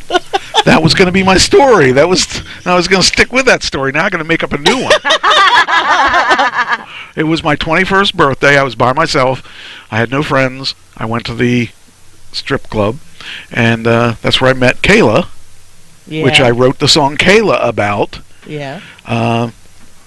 So that was my 21st birthday. So that's how old that song is. Wow. Anyway, she recorded a Tiny Dancer rendition with Elton John himself. That would be cool. Like, if I had a chance to record a song with, like, Elton John or one of the big stars of today, or, I would jump all over that. That would be neat. But that's very cool that she did that. Michael, you would jump over anything like that. That would be awesome. It would be awesome. Yeah, well, it won't be with Elton John because he's retiring. He would come out of retirement for me. I'm sure he would. He just doesn't know it yet. So, anyway. Okay, so those are the two Britney stuff. Then, I found this story that was interesting, because, do you remember Black Panther? Yes. He died. Mm-hmm. Okay. Well, they're doing Wakanda Forever gets its first trailer. Without him, of course, because he's dead. The sequel to Black Panther, Ryan Coogler's Oscar-nominated superhero film based on the Marvel comic, has received its first trailer. Black Panther, Wakanda Forever features many of the actors who starred in the original 2018 film, such as Lupita Nyong'o as Nakia, Angela Bassett as Ramona, Winston Duke as M'Baku, Letitia Wright as Shuri, and more. The film hits theaters November 11th. It's very cool that they... I mean, they were talking about having a new Black Panther. Well, I'm glad Moore got a part in it. Yes, and more. But it's going to be cool. Let's see here. It says... Marvel's YouTube page also teased the Black Panther Wakanda Forever prologue, released July 25th. And in August 2019, it was reported the film would be released May 22nd of 2022. Chad Boseman, who played the Black Panther, died later that month at 43 due to colon cancer. So they talked about who would be the next Black Panther, and we're just going to have to wait to see who it's going to be, but it could be interesting.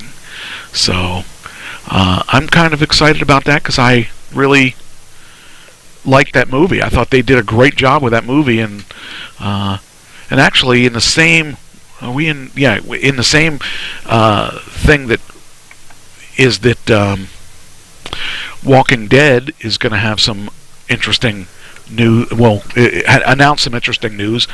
They're not going to do a Walking Dead movie like they said they were going to do. They're now going to use Rick Grimes and Michonne as a regular TV show, because everyone wants to see Rick Grimes again. And they're going to do 6 episodes the first season, and then there's going to be episodes, apparently several seasons worth of episodes. Daryl is going to get his own spin-off. It was originally going to be Daryl and Carol. It's not going to be now. Well, I don't know what it's going to be now. And then they're going to have a Negan. Oh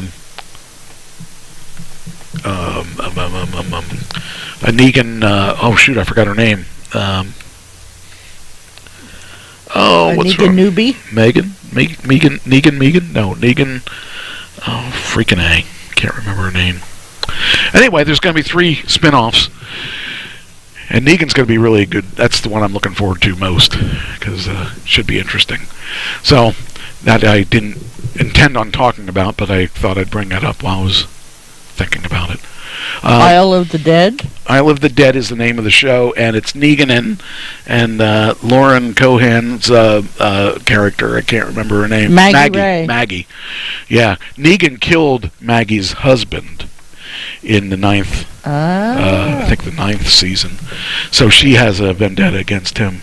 But he keeps saving her in the current series, so how often... can you save a girl before she'll say thank you? Anyway, your buddy Jason Momoa's in the news. Yeah, I know. I saw that. Yeah, he went out and had an accident. Mm-hmm. Somebody pulled out in front of him. Well, that's what they say. I don't know if that's true or not. Anyway, so there's a video of the aftermath, I guess. I didn't see it. Let's see. Oh, it's in a perfect world. What's this? Okay. Guess that's an ad. It says here, TMZ's obtained video of the crash after the fact. And sure enough, you can see Jason walking back to his car as paramedics tend to the motorcyclist behind him. Oh, so what? He was driving and the guy hit him? Yeah. From the rear? Mm-hmm. Ooh. I wouldn't want to be in that situation, because that's pretty nasty. I mean, a car versus motorcycle. The motorcycle rarely wins. Check out the footage taken from behind. Let's see, where's the footage at? Oh, is this it? No. Or is it first thing? Must be the first thing. Okay, this is the TMZ thing, right? I can't see. Well, we see there's a motorcycle. There's Momoa. Okay. I didn't see anything. Oh, that didn't do anything. I know I wear glasses, but I didn't see anything either. Yeah. Okay. Oh, wait, this is it. This is the cam. Okay. Oh, hello. Okay, there's a... What is it, a bicyclist? It's supposed to be a motorcycle. That looks like a bicycle to me. All right. Okay. I'm waiting to see this. Where's the thing at? Come on. Where's the guy? Oh, that's a person. Okay, we got a picture of a person. Oh, that's Momoa. Okay. So, did she fall down? Or? Yeah, I don't think I understand. So we see Jason Momoa. I didn't see a motorcycle or a crash. Yeah, I didn't Guys see are teasing us. Let's see him. I want to see a crash. Can we see a crash? This looks like after the fact. All right, we're not gonna see this. This is just lies. They're lying to us. Let's go a little further.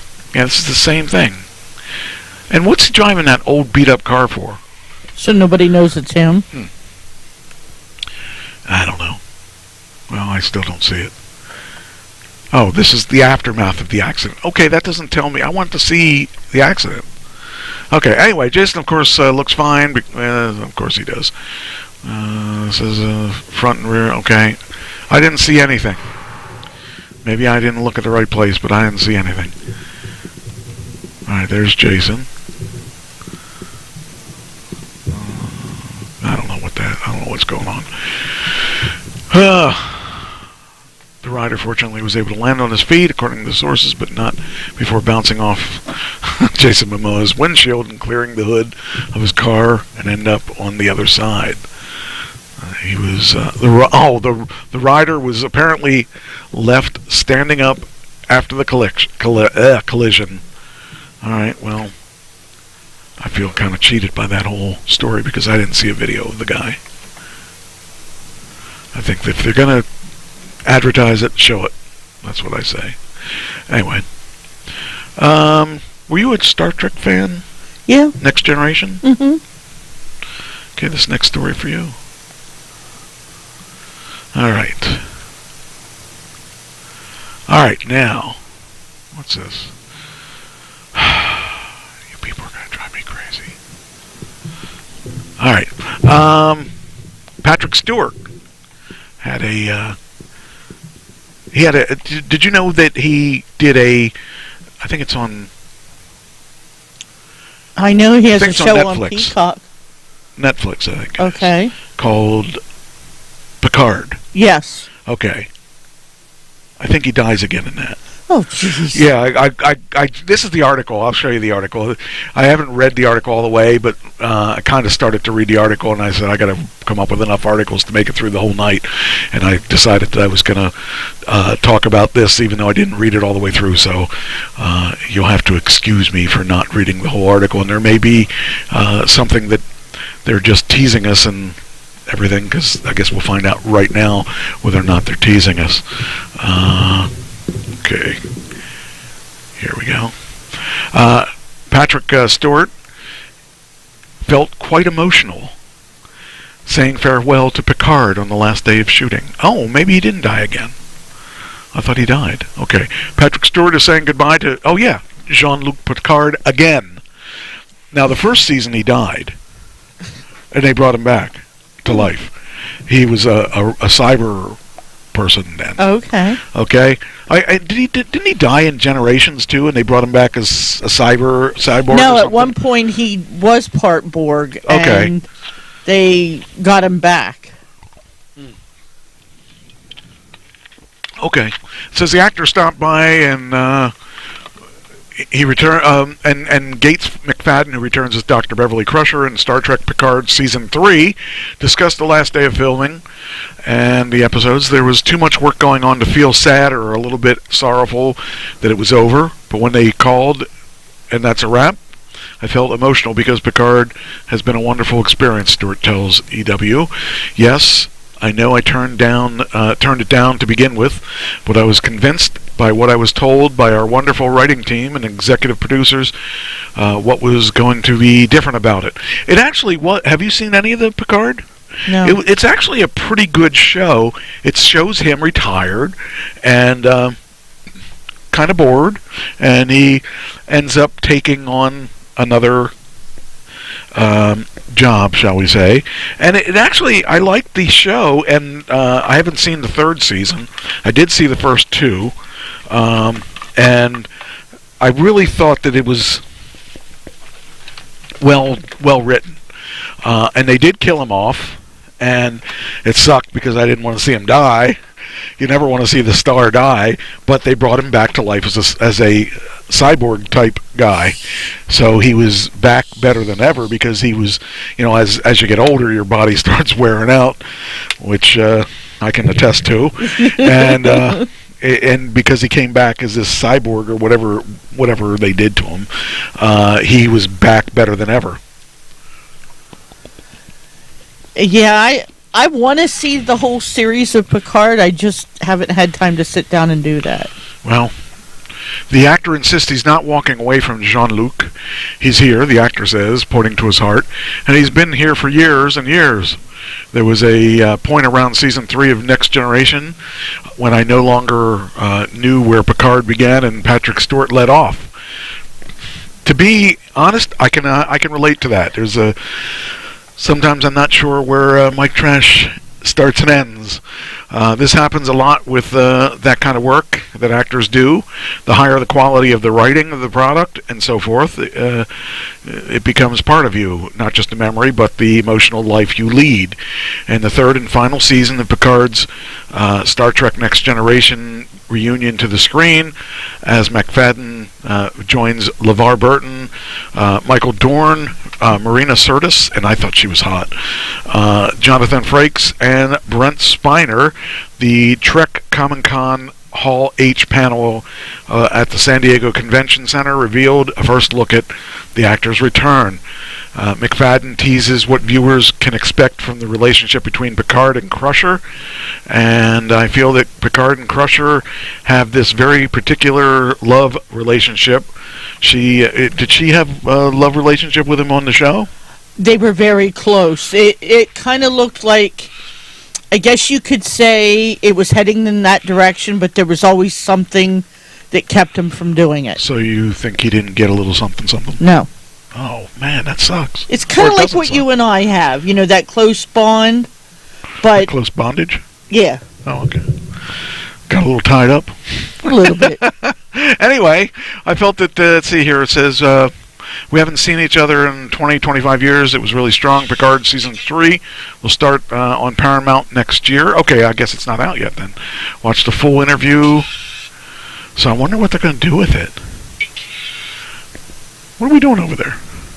I accidentally hit the button that I went to live on my phone, and I thought I turned the phone off, and I guess the sounds are not off, and it went to the live show. They are off for some reason. It just went back and went on. I'm not sure. So I was doing the live show from my... It's been streaming up on top. I haven't seen it stop for a while. Yeah, I'm talking about I went on Facebook on my phone.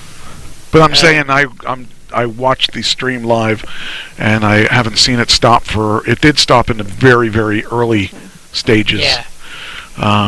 But I guess... And I didn't reboot the system today, so it's part of that's my fault. All right, next. Of course, we know who the Hawk is, not Hogan. The Hawk, right? The Incredible Hulk? Yes. Yes. Did you know that there's a she version of that coming? Yes. This one here. Ooh. She-Hulk.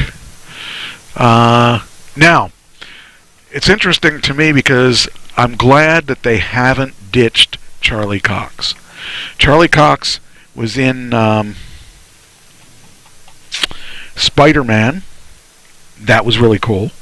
Now you're saying, who's Charlie Cox, right? Do you know who Charlie Cox is? Do you know who he is? I don't know. Do you know who Charlie Cox is? Do you know who Daredevil is? No. Do you know who Daredevil is? No. Do you know who Daredevil is? I just know Evel Knievel. He was a Daredevil. There is a Marvel character. A Marvel character called Daredevil. Now, Holly's husband, Scott, his nickname on the internet was Daredevil. Oh boy. He was a follower of Daredevil. Okay. Okay, Daredevil is a blind superhero, and he fights crime while he's blind, and it's really amazing that this guy could do what he does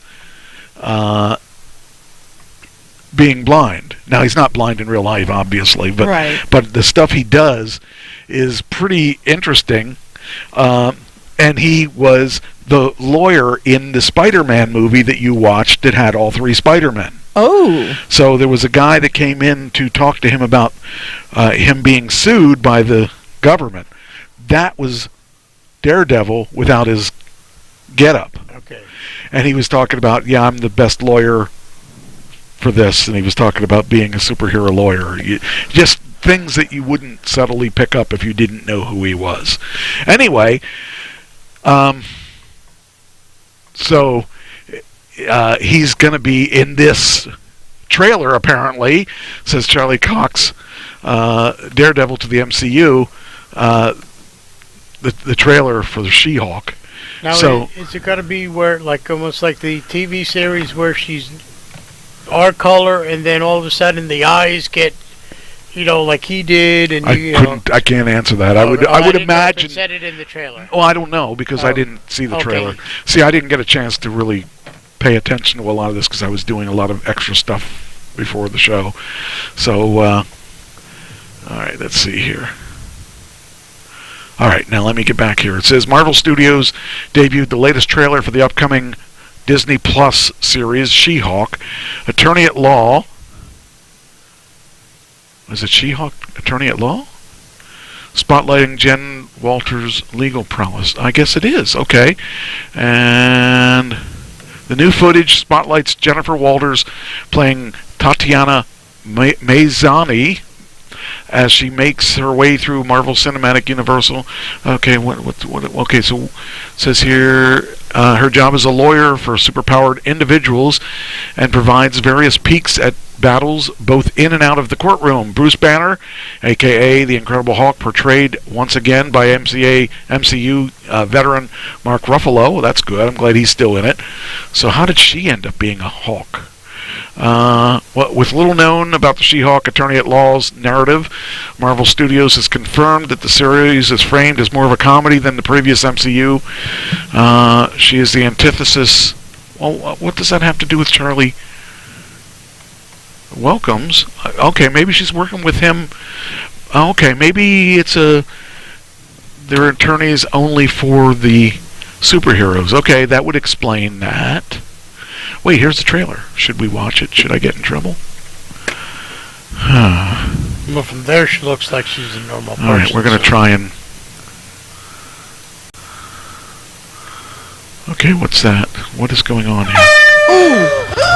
Wow! Jeez, what the hell, man? Still in control, no overwhelming feelings of rage. No, a normal amount of rage! You do revert back to Gen 4 when you sleep. Was the air horn really necessary? For comedy, absolutely. That's interesting that they're putting them together. Now I'm trying to figure out what his relationship is with her. I have trouble seeing anyone else other than Bill Bixby as the Hulk, though.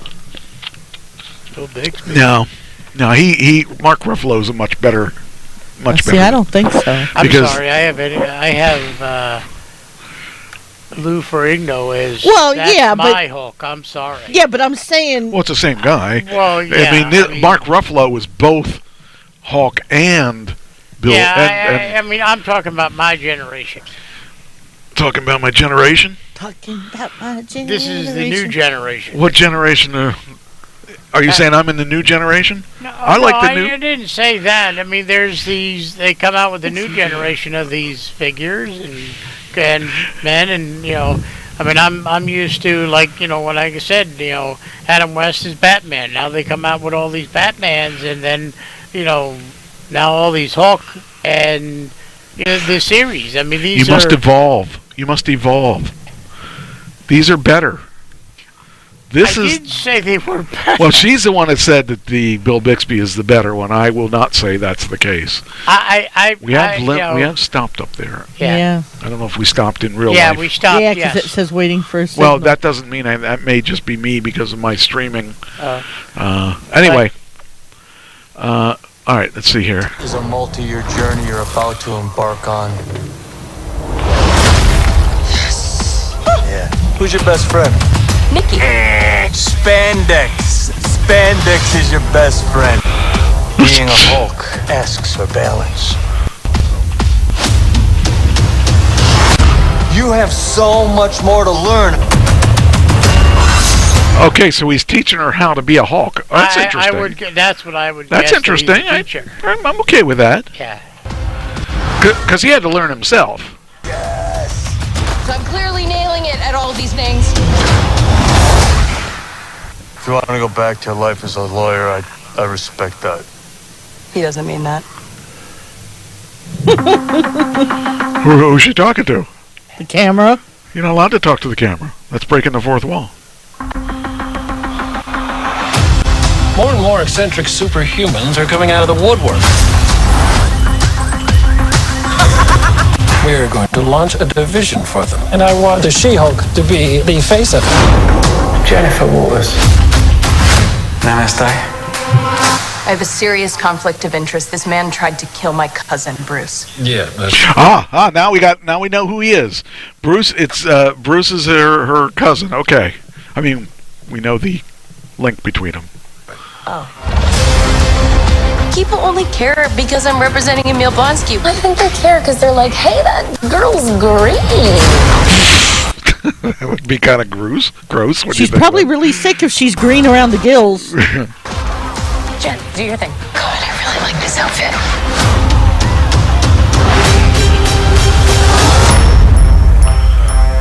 I'm not proud of this. You know, when you think about it, we're updating the superheroes because back when Bruce was the what's Bill Bixby or whatever, Bill Bixby was the Hulk. We didn't have social media. That's true. We didn't have cell phones. We didn't have, all the things that we have today. And it's nice that they're updating it. Oh, look! He's the guy from Doctor Strange. Oh. I empower our universe who is on the edge of a precipice. I am a who's he? Oh. lawyer.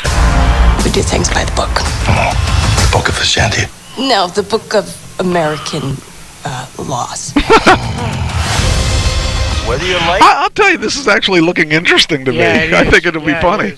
I'm still looking for Daredevil. Like it or not, you're now a superhero. Let's do this. You know that friend you had in high school? Who was way cooler than you were, attractive, got all the attention from everyone. Hello. I think I'm jealous. Is that what I'm feeling? Okay, I'm in. I'll buy it. I'll buy it. I'll go to it. I think I would definitely watch it. I definitely would go too. Yep. Here you go. We can have a Mike and Mike. It gives a whole new meaning to interracial Mike sex. night out. Mike night out. There we go. Yep. Mike night out. You know what? You're gonna have Disney to watch it. Yep. I'm not gonna pay money to watch that. I might, but I mean, darn. Well, that's okay.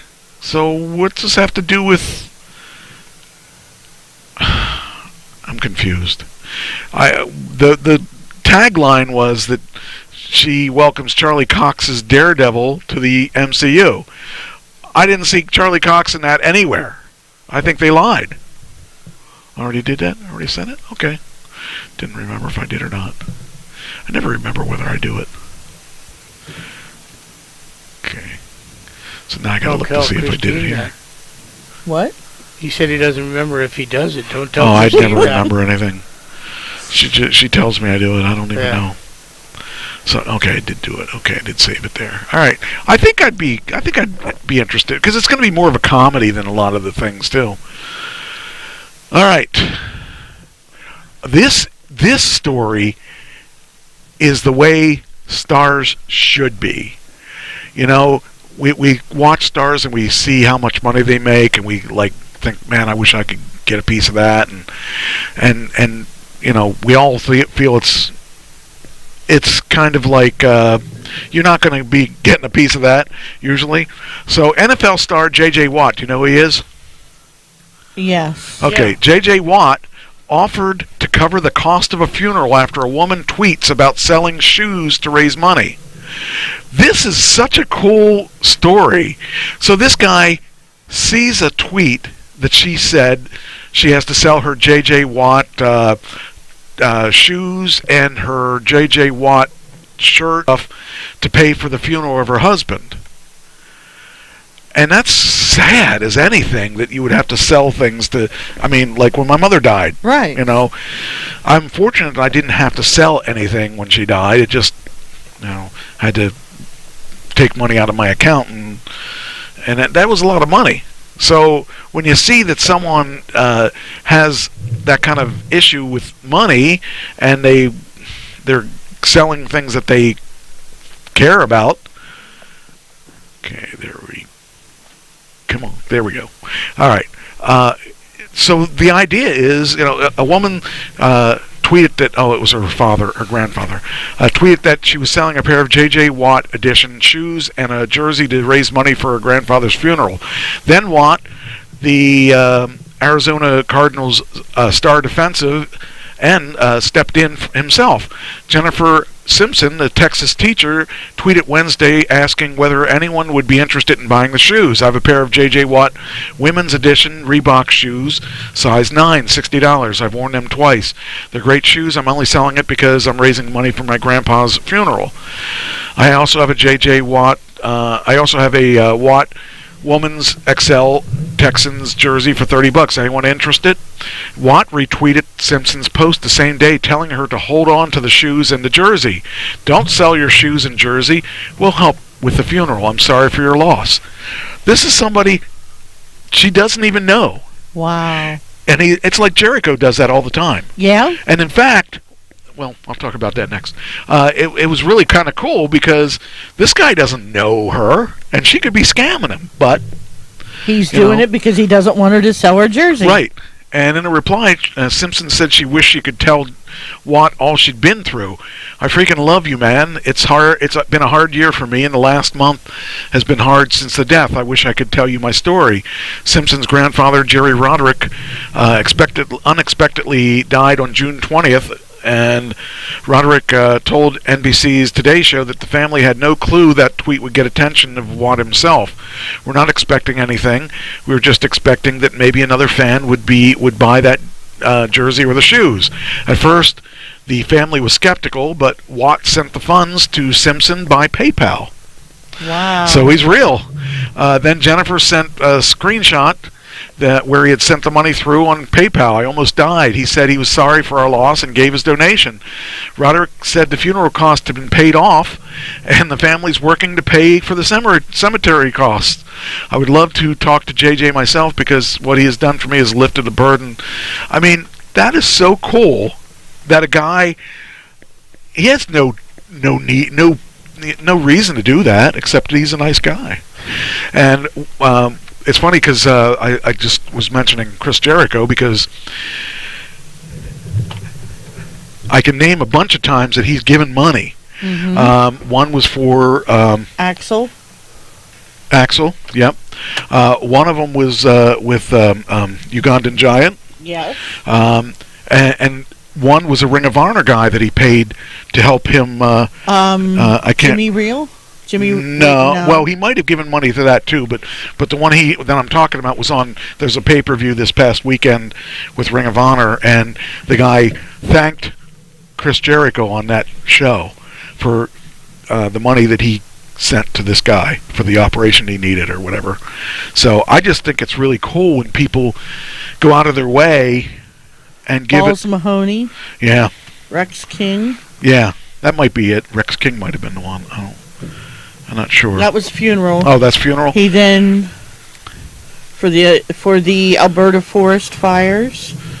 Yeah, I mean he just is Chris Jericho's one of a million. I mean, geez, this guy has just been, he's just so helpful. He tries to play the heel, and he is the heel. Right. But people know he's not. I mean, his real life is he's a real cool guy. Okay. He even came on our show. He did $5,000 for balls. Yeah. He did $2,500 towards the fundraiser for the Alberta forest fire victims. Rico Constantinos, Rex King. Rex King might be the one. That's funeral cost. Jerry Lynn. No, it's not Jerry. Severe medical procedures. Maybe it is Rico. Buffalo Brothers Car Accident Recovery Fund. $500 to help a sick cat named Jax. Wonder if he'd give us any money for a sick show. $5,000 to help save Kamala's house. I feel sick. I'm sure. You are. $1,000 to help Mandy Branson buy a wheelchair lift for a 22-year-old man with cerebral palsy. Jeez. Does back problems, sir? 1,500 for superstar Billy Graham's medical I can fund. punch over a little bit, and, I got my back real. I have scoliosis. Well, I mean, I really do have back problems. 1,500 towards Brian Knobb's medical costs. It's not enough to bench. I mean, when you look at it, how many people do that? And he doesn't. He's not like out looking for thanks. He's just doing it. He's just and doing this it. is Right. this is a cool guy. I mean, but he should thank me because he has a radio show now. That's true. So I think he owes me at least a couple of zeros. Something. Yeah. You may be sitting here with a millionaire. That'd be nice. I know. Wait a minute, I am a millionaire. Well, I'm talking about me personally. Oh. I thought you were a millionaire too. That's where I was getting my money. I know. Anyway, all right. So we talked about what's her name? Who was the girl we talked about earlier with the bikini bottoms? Britney Spears. Yeah. Here is Jennifer Lopez. Yay! She got girls. married. Yay! She debuts her body on her 53rd birthday with a naked photo shoot. Yay! I'm happier than ever. So is she. She got married, so she's off the market. Well, it's okay. She still calls me. Uh-huh. What, you don't believe me? The question is, what does she call him? Yeah, exactly. Who do you think took these calls him pictures? trash. Who do you think took these pictures? But anyway, it's cool that women. Do you know when we were kids and we saw those pictures? What do they do? What do they do? I forget what it's called, where they fix them up and stuff like that to make them look younger. Who cares? Who cares? As long as we get to see them. No, but seriously, when you were a kid and your grandparents were 50, did you even ever think? I mean, they looked old. They looked like really old people. Like when my grandparents were 50, they looked old. Exactly, but no. these they don't look old. Yeah, no. I mean, she looks. I'll tell you what. I'll take an old girl like that anytime. You can give me 3 of them. Give me 3 of them. I'll take 3. I can't afford one. Can't afford 3 of them. But that to me was play you out. Oh, please do. And then there's let's see here. Oh, this was cool. When you're on, well, you don't know that because you're not on stage, but when you're on stage, people throw things. Sometimes it's clothing, sometimes it's tomatoes, rocks, sometimes it's, tomatoes. Yeah, and you're lucky. I went by a lot of fresh vegetable stands today, and I passed them all up. Well, that's good. You have vegetables on your pizza. What else do you need? I know. Your life is good. My life was bad when there was vegetables on pizza. I say, why waste a perfectly good pizza and put vegetables on it? Exactly. Yes. Hey, I like my vegetables. Yeah. My broccoli and tomato. Ugh.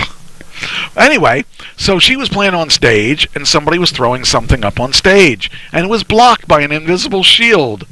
Let me show you. Where's it at? Where's it at? Down here, I think it is. There it is. Someone threw something up, and it just stuck there. It was blocked. So who knows what that... They must have some kind of, plexiglass or something in front of her, and I don't know. I just thought it was interesting. Yeah, because, it makes you wonder how many... I don't think any of the other performers do that, because they're moving all around the stage. I'm just telling you what it says. It says that, there are things that people will do. But that was kind of interesting. Then, what do we got next here? Let's see. Oh, here we go. Okay, there's Wakanda Forever. We did that again. I didn't realize I had that one here twice, so we don't have to do that again. Let's see. Oh, this is a little creepy. Kid dresses as Chucky the doll. I just saw that. Look at it. That's freaky. That is freaky. Sick. I saw that, and I was going to mention it before we went on the air, and I'm like, that is creepy. That is creepy. I'd want to take that kid up and beat on him just for trying to look creepy. Give him something to be creepy about. Even at Halloween, that would freak me out. Yeah. Well, this is not Halloween, so it's even freakier because you can't even say, well, at least it's only Halloween. But this kid is actually into this whole thing. Let's see here. One it says Chucky may be real after all. That is, if you take to passing glance at these photos, which certainly make it seem like he's alive. A 5-year-old boy named Jackson has been freaking people out, and I can't imagine a 5-year-old even realizing who Chucky was. In Alabama, roaming the streets for a neighborhood watch that he apparently likes to do in costume, according to his mom. I wouldn't let my kid at 5 years old even go out in public by himself. Nope. And especially dressed like that. Somebody's going to take and run him over or something. The get-up, as it turns out, is his Halloween costume for last year, Chucky the Killer Doll from the Child's Play franchise. And it might be a little too lifelike because it's scaring the crap out of people. And there's the kid. Yeah, he's scary as it is. I just can't even imagine what's going on in their head. Why would you let your kid do that? That's just crazy. Mm-hmm. Then we got, you know who Jackass is, right? The group of people. Yeah, I was married to 2 of them. 3, soon to be 3. That was so quite a. You would have to have a hearing to understand what I said. He didn't hear me. I'll be nice. I don't think he heard me. He's too busy playing with his phone. No, she mentioned to me through text that she sent me something through email. I did. Trish, and I'm looking through my email, and evidently my email's slow because I have yesterday and I don't have today. And I don't know why. Are you hooked into the internet? Yeah, that's are you online? It's spinning around like it's crazy, probably just not downloaded it yet. Yeah. Anyway, so this Jackass star was on Shark Week last year, and he got bit by a shark. And it says here, emotional return of Shark Week after gruesome attack. I thought I was going to die. I would tell you that would freak me out if a shark bit my hand. Mm. That would be kind of weird. And I lost it. You lost who? I lost what she had up, the picture of the house. What house? What are you guys doing? I'm multitasking. Are you even in the same show? Yes, I'm multitasking. Can we do your show? Maybe we can play. Here. I mean, it's just like she just texted me out of the blue saying, "Okay, I found a house for." Are you the only one? You were doing it a while ago. I mean, I'm listening to you, but I was multitasking. I don't know about that. Anyway, you were talking about Jackass. Well, I'm here for the show. I'm not here for you see him all the time. You can see him. But I wasn't. What are you doing? You're right. We have a show to do here. I'm okay. I'm listening. Hey, I'm listening. I heard. I was like, I chimed in about the Chucky. I mean, I saw that on my thing before. But I was talking about you. You weren't even listening. I was listening. It's really not effective. It's not effective if you don't listen. He doesn't have his ears in because he's wearing headphones. Right, and you've got to realize I don't have my ears in, so all I heard was. That's all I heard. But I knew you were talking about me because you were looking straight at me. Yeah, see, it's like, I'm going to be a ventriloquist. Yeah. You ought to talk to Jeff Dunham about that. I'm going to work on that. Anyway, this guy says here, 1 year after suffering a gruesome shark bite, Jackass stuntman Sean McInerney, commonly known as Poopies, returned to the water to face his fears during Sunday's special kickoff to Shark Week. The stuntman opened up about the terrifying experience. I thought I was going to die in front of my friends while fighting back the tears. That's pretty heavy. If you think about it, when you're doing a stunt like that, you're not really thinking you're going to get hurt. But I wouldn't do a stunt with a shark. So, I wouldn't do one even with a fake shark.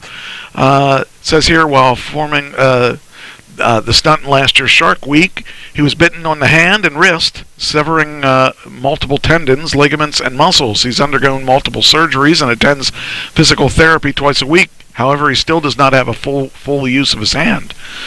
I would not do that. You couldn't pay me enough to do that. You couldn't pay me the $810 million that's out in the lottery. Well, you might be able to pay me that for losing the wrist. If I lost my left hand, it wouldn't be a big deal. If I made that, if I have 810, I could be like the guy on. You don't watch The Walking Dead, but the one guy on The Walking Dead, they had to cut his arm off cut his part of his arm off because he got bit by a zombie, surfer. and he put this. He has this metal thing that fits on his arm now. Now he can kill people with just a swing of his arm because it's got metal spikes on the end. How about that surfer movie where the girl was bit by a shark? Yes. And the last entertainment. Then we move on to the other stuff. Dwayne Johnson says Black Adam was the most raging and violent action movie he's done. Interesting. It's interesting because he's been in some pretty action-packed things that I wouldn't have expected him to say that this was. But I mean, maybe because from the trailer, he looks pretty violent in that trailer, and kind of doesn't seem to care in the trailer whether he hurts someone or not. So I don't know. I think I'm looking forward to that movie, but it's coming out in October, so I hope to see that movie when I get back from LA. So now I promised you guys I was going to play something for you. Yes. This is a trailer that not a trailer. This is a video I did for an invitation to apply for a part. And the part, it's a really quick video. The part is, he's a Trump supporter, and he is being asked questions about, apparently Trump's in office at this point. Apparently he's being questioned about his, about Trump's actions. I got a question for you. Did you wash your mouth out with soap after you did it? I like Trump. I didn't say that. I just wanted to know, did you wash your mouth out Not with at all. soap? So, okay, all right. Not I at mean, all. I knew you liked Trump. I just wanted to know. I like Trump better than Biden. Oh, yeah, Let me change I that. definitely would Let say me change that it that too, way, but- because if there was a better, I'm not into any particular party. I'm into Well, that's the why I person. said I didn't. That's why I was you the know. whole purpose, because I know you're not either. If one or the other, and I if- just wanted to know, did you wash your mouth out with soap after you did it? if So well, it's a comedy and I'm acting, so okay, that's the best way to answer that. all right. Okay, thank it's you. called Political Pundit. So, I think you said about this last week. You showed us. oh, did I? Okay, well here. You didn't show it. Well, I shot the video. Yeah. I shot the video yesterday. You just showed us and I the scripts. The yeah, different okay, parts. I may have. Yeah, that may have been. I didn't remember. Okay, here's the actual piece that I did that I handed in. I'm the Vital Idol, Class A Mike Trash. I'm from Harrisburg, Pennsylvania. That's where you're supposed to do it. And I'm playing the part of pundit.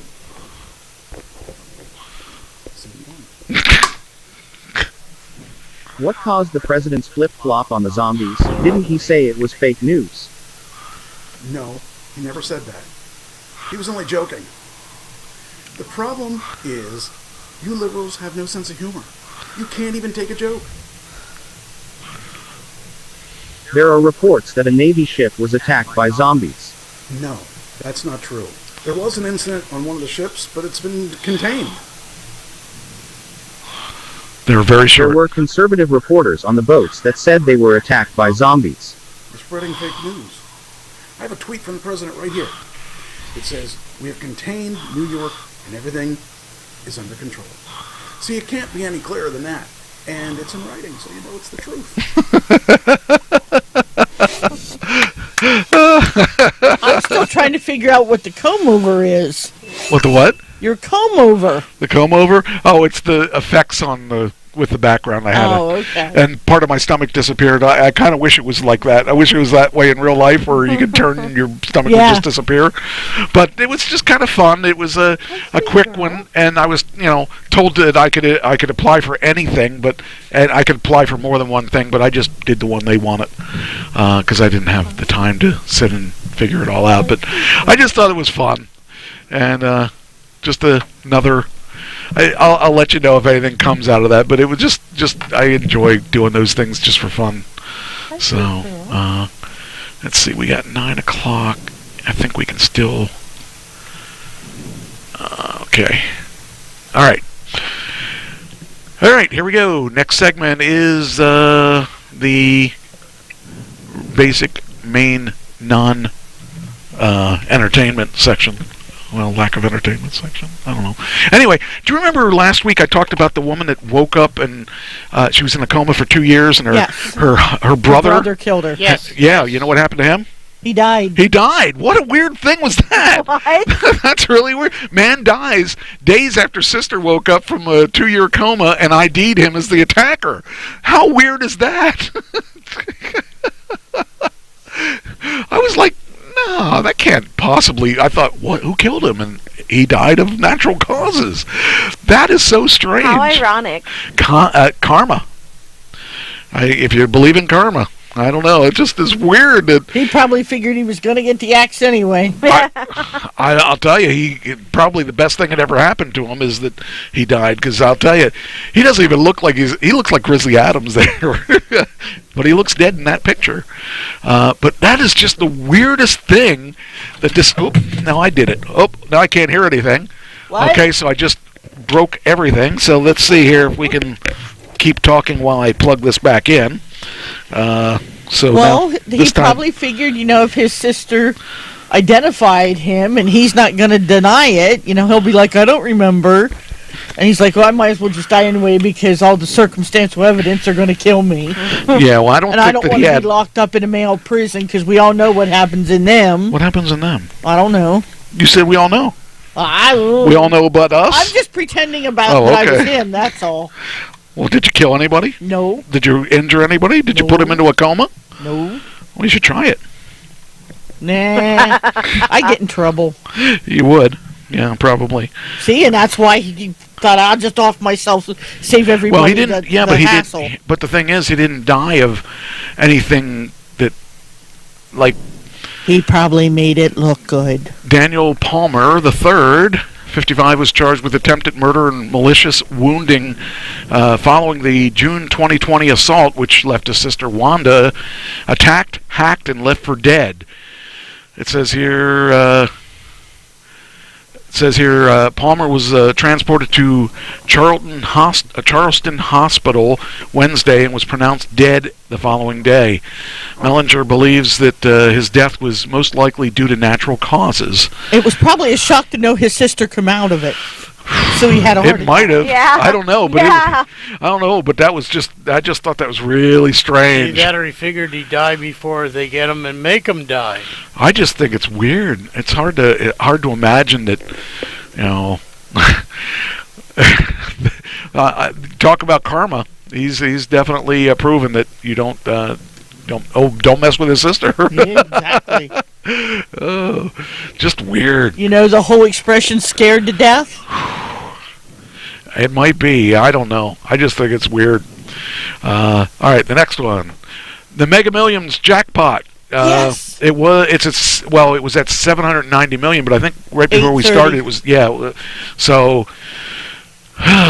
The estimation was, I believe, 820 or 810 million. Well, they said that this Connecticut man warns that playing the lottery can become addiction. Yes. Mm-hmm. I used to play the lottery. I wasn't really play addicted the lottery to it. When it goes over. Why is that? $200 million. Why? Why? Because. What if it was just $50 million? Is that not enough? Well, that's. Do I have the extra money to do it then? Do you have the extra money to do it now? Yes. How's the difference between if you won $50 million? Don't you think you could retire on $50 million?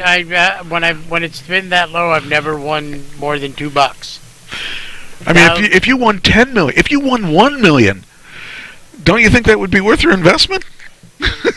Well, yeah, but it's one of those, See, I never understood the philosophy behind I only do it when it's at X amount, because if you still didn't win, it's not like you take taxes out, you still won over $1 million. Yeah. Yeah.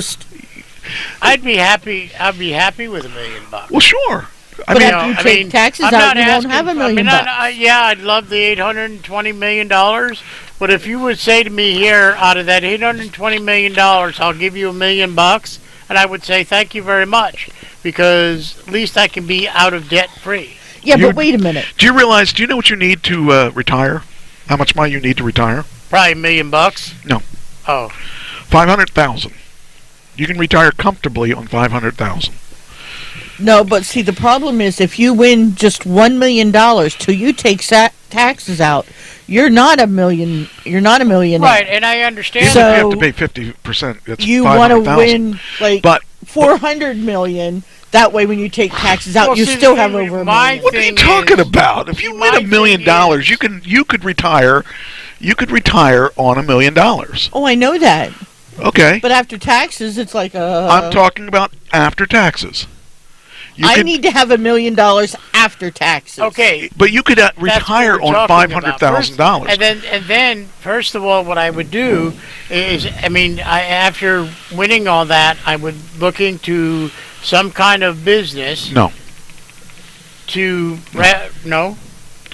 You take that $500,000 and go to somewhere like Morgan Stanley or someone investor. And have them invest your money. As long as you go with me. Listen to me. Do you realize I make approximately $30,000 a year on just interest? Just interest. And that's not to mention other things that, like, if we trade it and let them help me pick out they good do stock. No. I don't have to go to Tesla. I don't have to do any of it. I don't have to do any of it. My Morgan Stanley, I pay them, I don't remember how much it is, but it's like 2% of whatever it is. But that 2%, they're making me money. I don't have to do anything. Now, the Tesla stock I bought on my own. Yeah. And the Aptera stock I bought on my own. And I got a couple other stocks I bought on my own.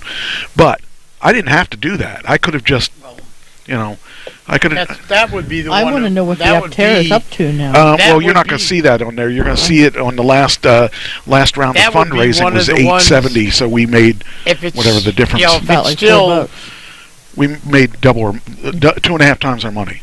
At that, like, if it's at, like, say I win something big out of this ticket tonight, and I would invest, if I have to invest in something, if it's still at, I mean, I know it's not at the prices you guys bought it, but if it's not broken out, as they would say, to everybody to get it, I think I would do the...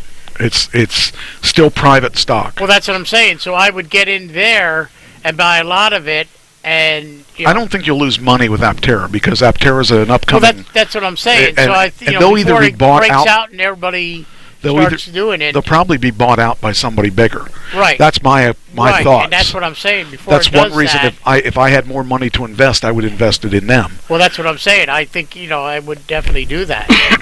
So. But yeah, you definitely gotta have someone that. It's like you don't go to your barber to fix your car. Okay, you don't go to your. You don't buy a house. I'm just wanting to win more than $20 off of a $20 ticket. What I'm saying is, you take a professional to take care of your money. You're saying. Because you don't want to. Morgan Stanley. Well, yeah, that's who I use. But I mean, they're real good, and they take care of me. And in fact, he's going to come up to Pennsylvania to take me out to dinner. Every once in a while, he just comes by and he takes me out to eat, and we talk, and I show him what I've been doing, and he's my friend. But it's really, I truly believe that if you want to invest money, you've got to let somebody do it that knows what they're doing. Yeah, you can have your, I heard this rumor, or I think it's this, but they have information we don't have, and they invest big pools of money. And I'm sure if I went to them and do go to Tesla or, you would let them do whatever they're going to do. Yeah. You don't tell your doctor how to remove a heart and put another heart in. Right. You just don't do that. You could. You can say, look, I do want to invest in stock, at least some in Aptera and some in Tesla, the rest you do. Yeah. Well, that stuff you just do on your own. You just hold that money back and let them invest their money, and you just actually, I'm just kind of curious on Tesla where it's at today because I haven't checked it for a while. Tesla stock. matter of fact- So Tesla stock's actually going back up. It was at 1,200 at one point. I'm in at 5, and it's at 776 today, and it's down a little bit. But the market is, because of this whole inflation thing is affecting all the stocks.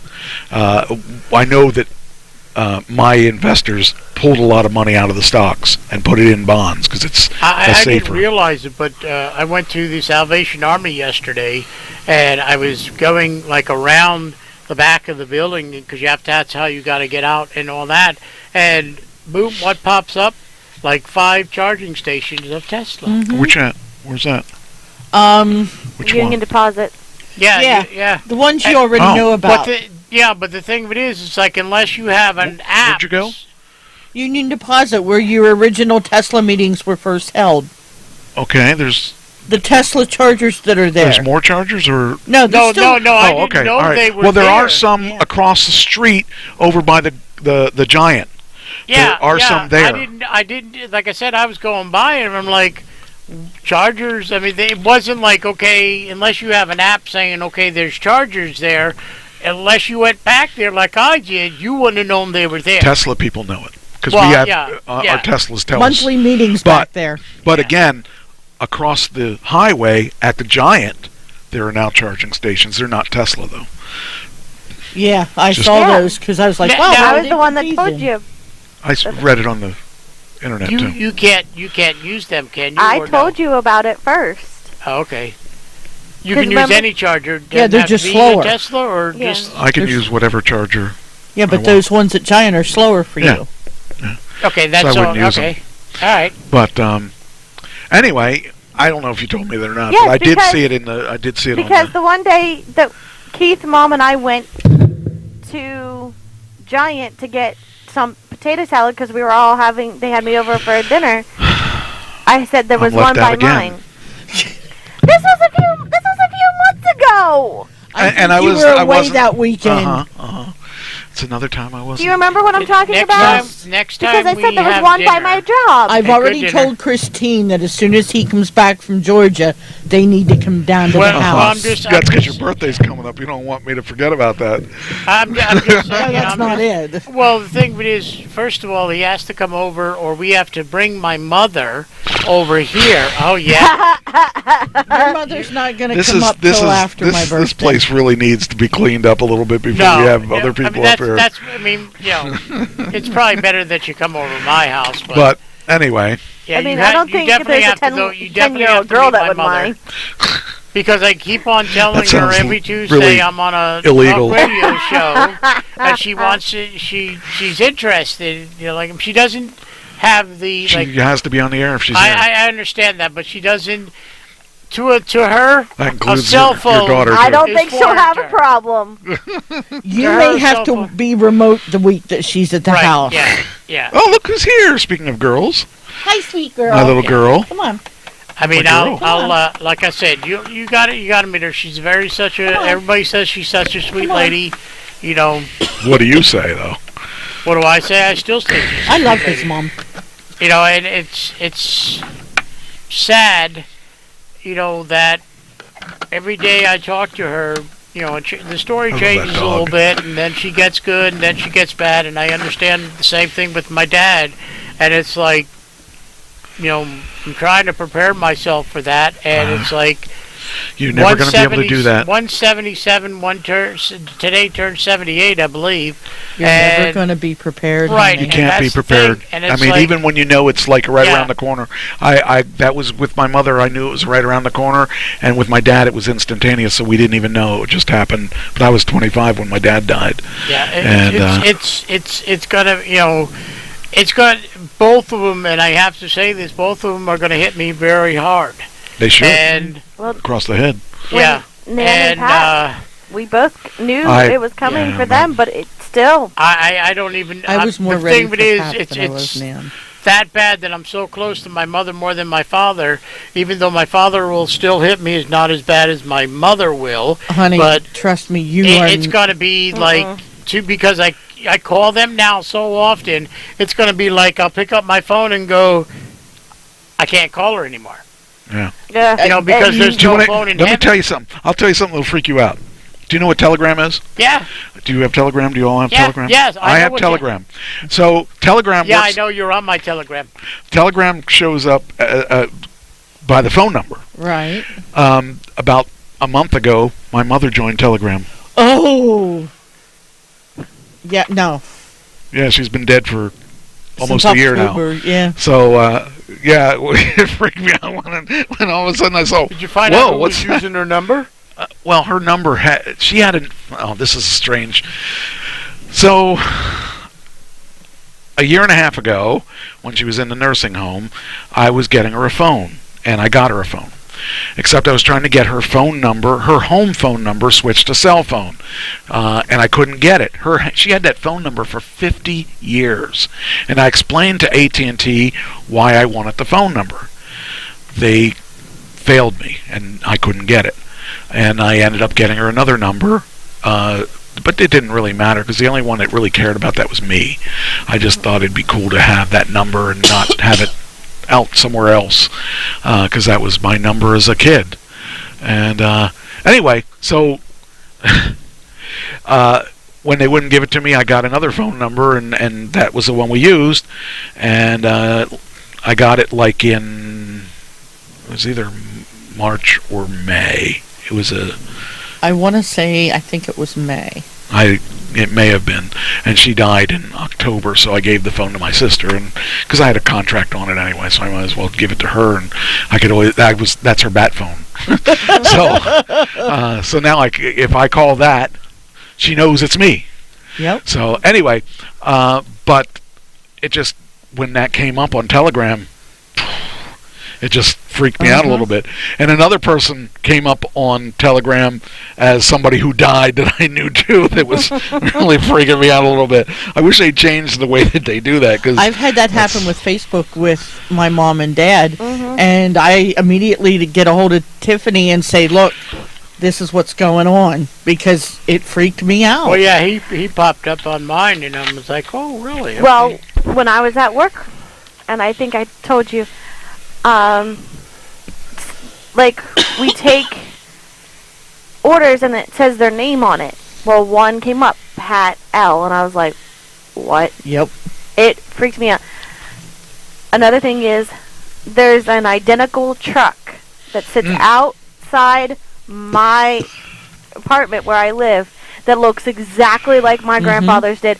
I came out to go to work the one day, and I looked down, and I about had a heart attack because I was like, whoa. I see that when I'm going around. It's amazing because, like, when I said Mike's popped up, because what it does is it takes, if you have somebody's phone number, like your number, and you join, it'll automatically go, ding, Trish. Here's my bill from the dry cleaners, and like they were supposed to have it ready for me yesterday by 1. I went to pick it up, and it said closed due to heat. Now I was getting mad, and rather than me get mad on the phone, Christine called it and left them a message. They didn't get the message, and the number was a 798 number, 717798. So today I called that number and asked them, "Are you open today?"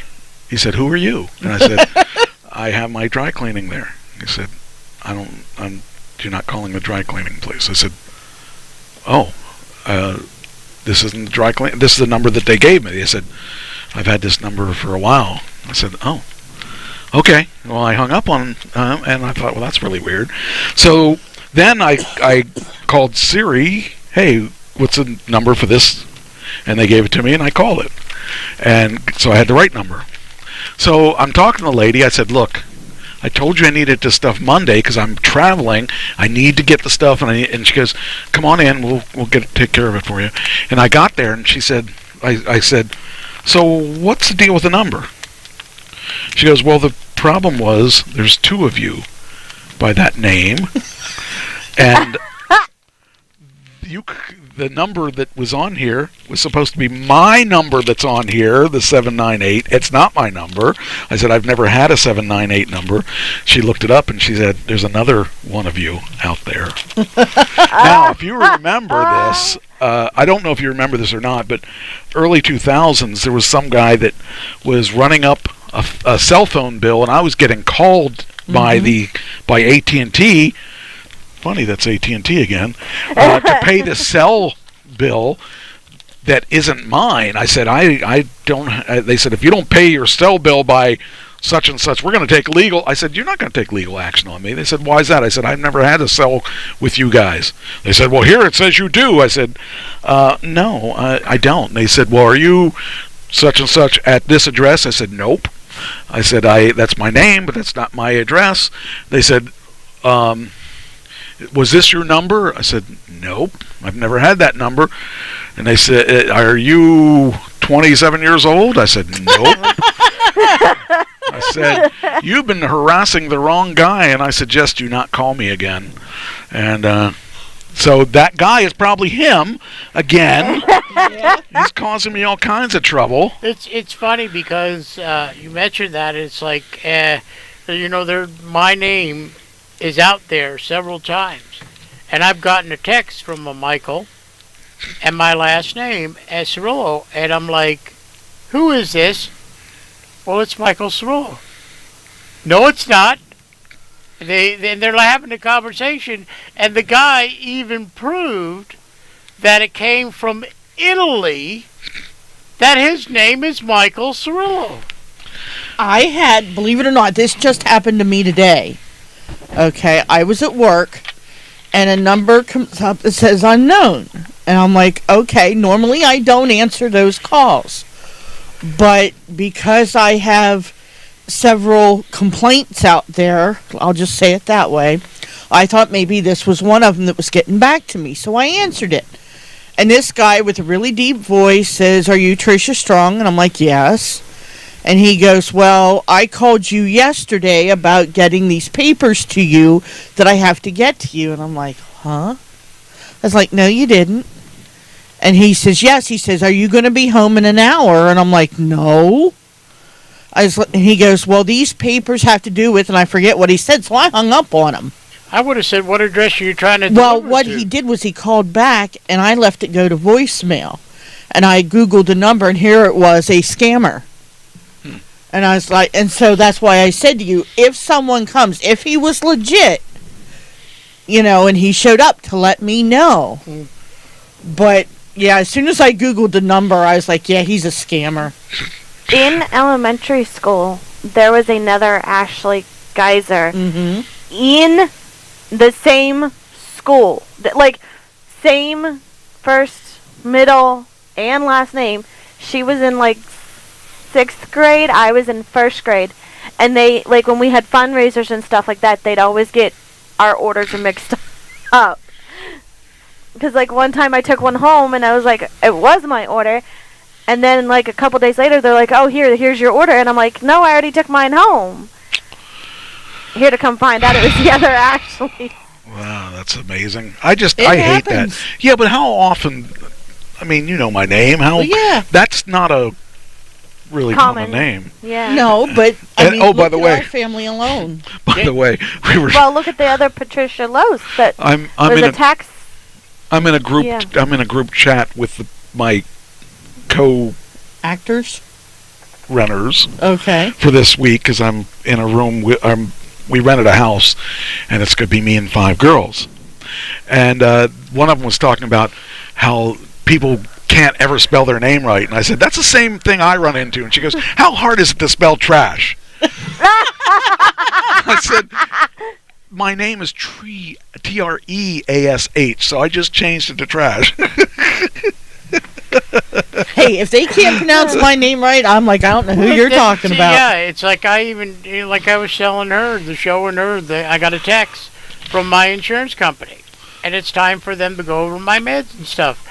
They spell in the first sentence, it's spelled CARILLO, and then they go Mr. I don't know. Then it's like S. I don't even know how they got the second part there. And a lot of it could be the way your phone interprets it. Yeah, I was going to say it could be a voice to text. Right. So. And it's incredible. And I'm thinking, the thing of it is, it shows up as a private number. Jeez. Because, I mean, look at this. This is the transcription from that voicemail I told you. Yeah. Okay, be strong. I do have a little deliver these documents today. Okay. And then there's a line. We'll be in an hour, and I'll be there between 2 and 3. If you are a baby, this will be filed immediately against you. Okay. If you need to reschedule, we need to contact the following party with the blank group immediately at 844, and the rest of the number. Provide case number. Blah blah blah. That's a scam. Yeah, I knew that, and I was like, I would have said to him what address you delivering it to, and then when they said something else, I would have said, yeah, that's my address. You show up in an hour, and I'll be there. But if I am a baby, really, I think that's voice to text. Yeah. Yeah. All right. So anyway, this Adam Osman, a Connecticut man who gambled away a fortune on lottery games, warns about the risks of addiction. It says. Yes, that's like gambling. It is gambling, but the thing is, you never gamble with money that you can't afford to lose, because you're going to lose more than you're going to win. I hate to go into work tomorrow only because they had signs up, okay, went to both registers saying about the Mega Million and cash only and all that. When I was at work beforehand, I think Friday was the drawing for that one, and there was people buying at least $100 worth. It was crazy. When I used to work, we had polls that we would do, and we had sometimes but these are individual people. I'm not talking, well, you don't know that. Businesses, How do you know places, that? and going in. How do you know it's not It could be one person buying for the whole office. No, it's we had one because they'll pull out $100 out of their pocket and they'll say, "Can you give me?" And I'll say to them, "All those chances, for you," and they'll say, "Yeah." So unless they're lying to me, but could be, but it could mean just for them because they are the only one buying for the whole office. Yeah, I mean that's the way it was at our office. We just pulled our money, and one person would go and buy them all. I was that person occasionally from that. But anyway, it says that he gave up lottery tickets more than a decade ago after losing $1 million on various games, be they scratch-off or drawings. And it says here his addiction cost him his business. He owned 2 gas stations, his home, and nearly any semblance of a normal life. When you talk about hitting bottom, I hit the worst of the bottoms. And, the thing is, it's like anything. You have to be careful what you're doing and how you spend your money and all that stuff, because you don't spend money you can't afford to lose. One of my coworkers, probably every Friday that we get paid, she's standing in line after 9 o'clock. When she gets off, we'll buy scratch off after scratch off, and I'm thinking, you're losing more money than you're putting in. You're putting more money in than you're getting back. Everyone has this dream. But she keeps on doing it and keeps on doing it, and I'm thinking, why? I mean, they say the odds of winning, they'll have those $30 tickets, or they even have a $50 ticket out there. And the odds of winning, and they'll say like $10 million on those.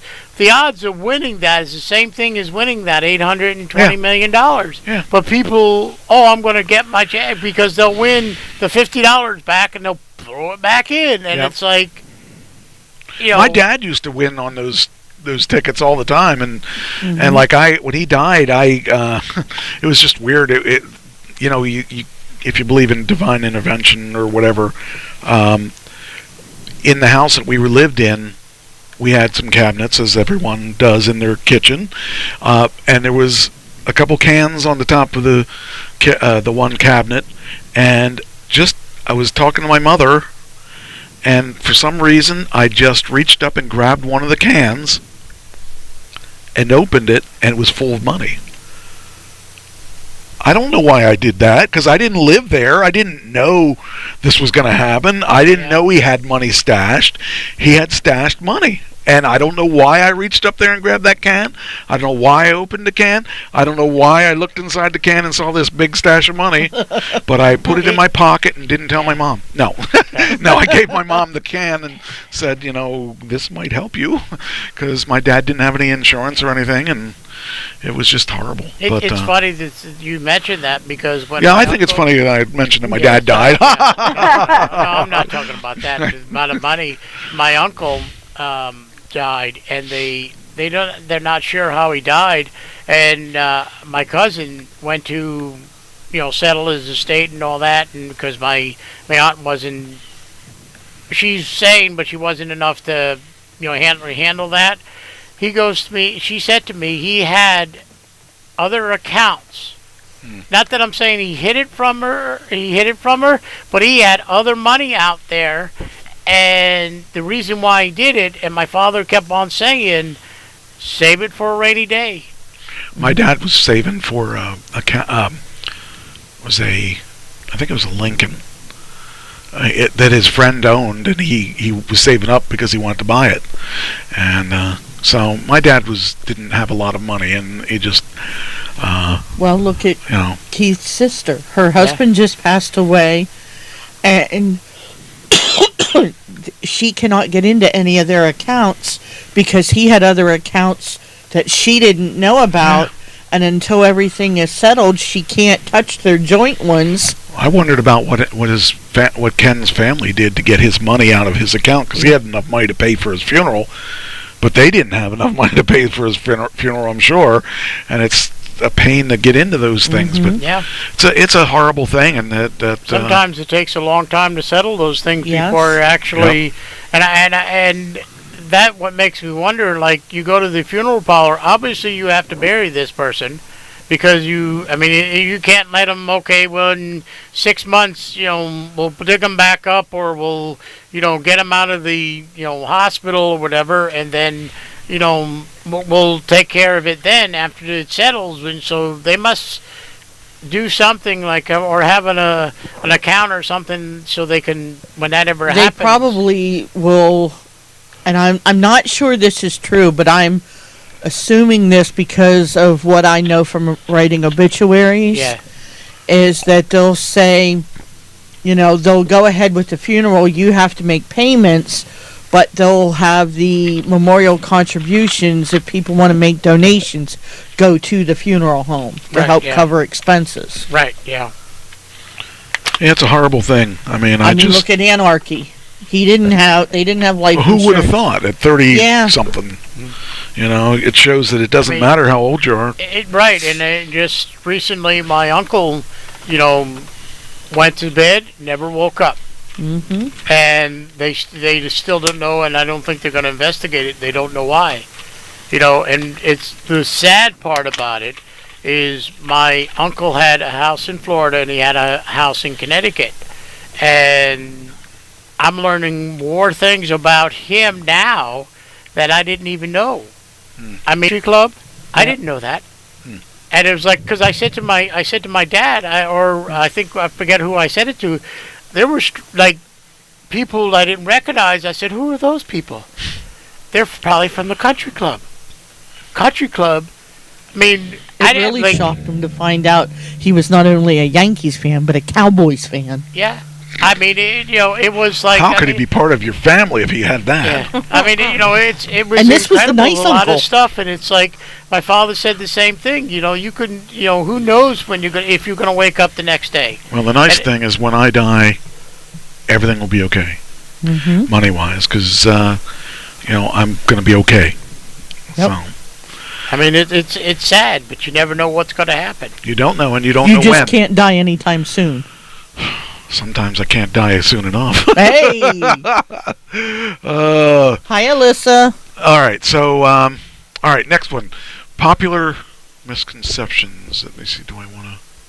Wait, I'm not going to do that one yet because I could use that for next week if we need it. Los Angeles apartment. Okay, if you were buying if you were renting a Los Angeles apartment a year available, Okay. So they have apartments at $1,078 a month in Los Angeles. That's pretty good. That's a pretty good deal. Los Angeles is one of the highest places to buy, but they've got the Depot at Hyde Park is newly built affordable housing community, consisting of 43 multi-family apartments. One bedroom is $1,078 a month. That's 665 square feet. Two bedroom, 1,066 square feet, $1,290. Three bedroom, 1,400 square feet, $1,488 a month. That's still so high. I just can't even. You know. It's funny you mentioned this story, and during the, obviously I went and stepped away. One of my friends who's living in California now is saying we may be moving to Ohio, and I said, why not back to Pennsylvania and Harrisburg? Yeah. Well, Pennsylvania. There's probably I don't know how many things, but she said to me they can't make it out there. No. In California, and I'm thinking, especially with the inflation the way it is right now, until they get a handle on the inflation, we're all screwed. Look at my neighbor. He just sold his house because he's moving closer to his sister. What did he get for the house? Do you know? $165. That's what it was appraised at, apparently. But he was asking $159.9. Now, how big is it compared to yours? Same size. See, so that means you've made money on your house if you were to sell it. He did a lot on the inside. Understood. But you figure what you paid for your house. I told you that was the best investment. I see, when you listen to me, it's good. I will rephrase what she just said. He upgraded the house. Understood. Because when I say upgraded the house, he has if you new sat on the appliances. porch, you had no electric on the porch. Now we have electric on the porch. Understand, one of the biggest upgrades you have that you did recently Yes. was the electric. Yes. And that's going to increase the value of the house a lot. Yes. Well, your house is probably worth around what his is worth. Maybe not as much because he did other things, but your house is, you've been there for 10 years. 11, Whatever. That it always goes up in price. It rarely goes down in price. And so we did extra, like we're planning on probably next year building a porch, and I made them run the electric, so all you have to do is like punch the board or the little board out and put that little box in for them to actually go, so we have electric out on the porch. We're talking about the front or the rear? No, in the back. In the back. And I'm saying, so they did that, so we have electric on the front porch, on the side porch, and then we're going to have it, once we build the deck, we're going to have it on the back porch. And, the amazing what they did with the water, because, we put a washer and dryer in there. I mean, and we didn't have that before, so we upgraded that, and people will be like, okay, now you have fixtures for a washer and dryer that you don't have to walk downstairs for. Well, what I was getting at was, when he sold his house, okay, he's going to take his money. In the mic. I am. I can't hear you. Well, why not? Well, then take your hearing, or that's right, you don't have your hearing aids in. But still, I can barely hear you. Turn your sound up.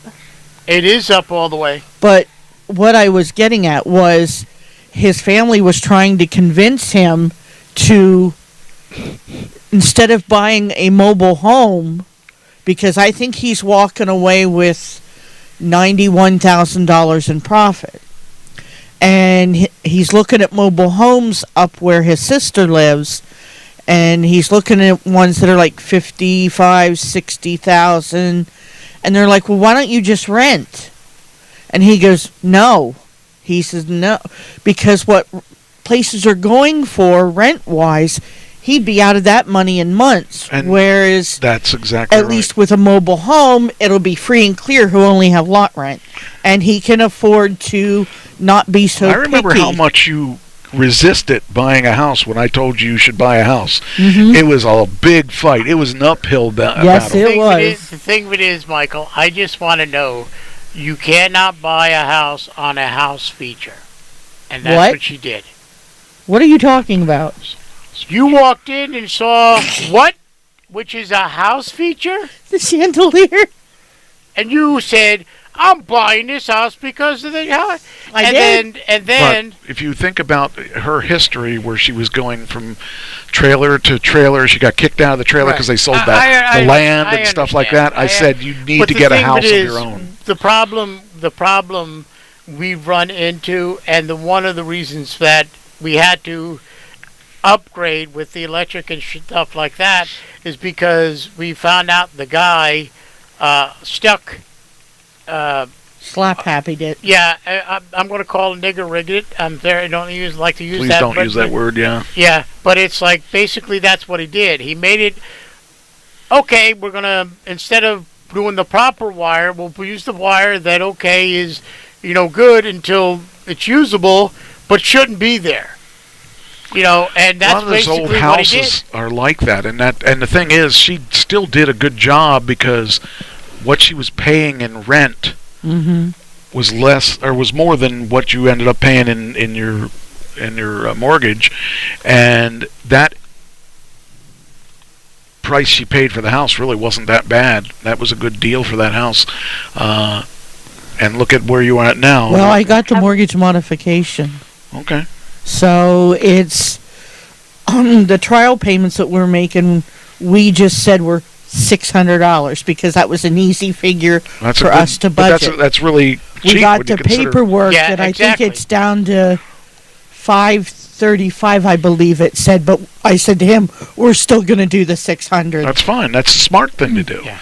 It's because you especially are basically starting over, and so that way you can, that'll all go to principal. Yep.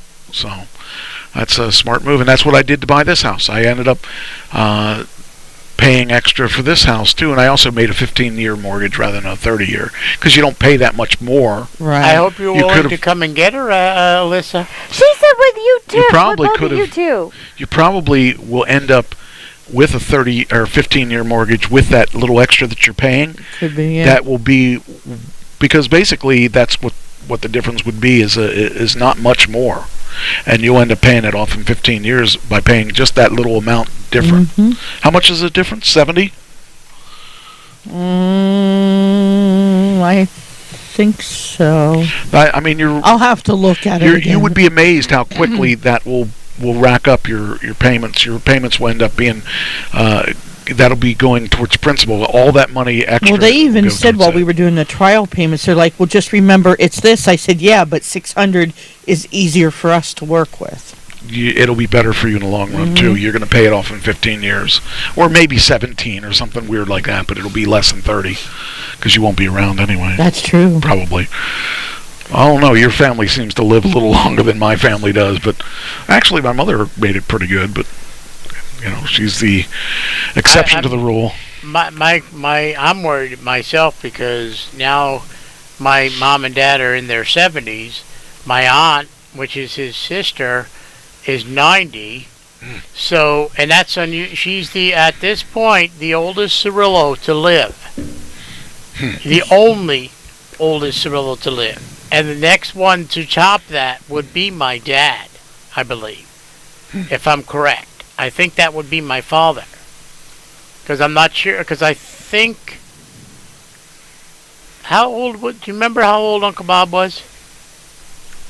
80-something, wasn't he? I think so. Yeah, that was what I'm saying, because that would have been the next one to top it, and he didn't make it, so the next one is my dad. So... Your Uncle Bob was 80. Yeah, so... that's what I'm saying. He went, my aunt, Uncle Bob, and then my father. So my father now, you're talking, another 20 years, almost 20 years before, being the oldest, and and she's still kicking, so thank God. But it's like, it makes you think like, I'm scared. Am I going to go in the 70s? That's only 20 years. You'll go when it's your time. I know. I thought my mom would live longer than 71. All right, that's uplifting conversation. Let's change that subject. Let's talk about something else. Here we go.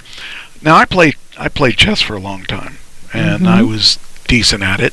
I don't know if I'd be as good as this kid, but this kid played against a Russian robot, and he broke his finger during a Moscow match. You know, chess is a robot broke the kid's finger. The kid broke. Chess is a violent game because The robot robot doesn't like to lose, so the robot broke his finger. Because he won, or just because he was winning. Probably neither. Okay. But He was probably just wrong finger. The finger was the wrong place at the wrong time. Yeah, I know. you know how they are. You know how those robots are. They don't like to lose. They're going to do anything they can to. What's this? Oh, there must be a. Oh. Musical. Oh, wait, shut up. Quiet. There we go. Okay. Anyway, says here a chess robot broke a 7-year-old boy's finger during a match at the Moscow Chess Open last week. The footage of the incident shows the robot with its large mechanical arm playing 3 simultaneous matches against opponents. One opponent, the boy reaches to move one of his pieces and the robot grabs his finger. The robot did not appear to make any severe twisting or movements after grabbing the finger, however. Several adults rushed over and freed the boy's hand. So, you know, robots don't like to lose. Here you go. Here's the situation. See, the kid's trying to move his piece and the robot's got his hand. And why is a 7-year-old playing chess anyway against a robot? Is he that good? He's not that good enough to dodge a robot arm anyway. But yeah, I kind of thought that was weird that a 7-year-old would be playing chess. I played chess when I was young, but I don't think I ever played it that young. Oh, I think I already did this. You already did the Moscow one, yes. Yeah. So that I thought was pretty weird. Here is. Let's see. Oh, yeah. Delta plane. This is why I'm not going to Atlanta with an airplane. Ooh, Delta yeah. plane bound for Atlanta collides with another plane at a Miami airport.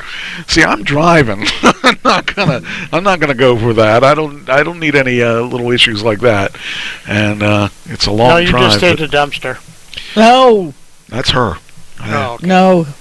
Not with the Tesla. Hey, good news about the Tesla. They moved my date up again. Now it says November. Nice. So we're getting closer.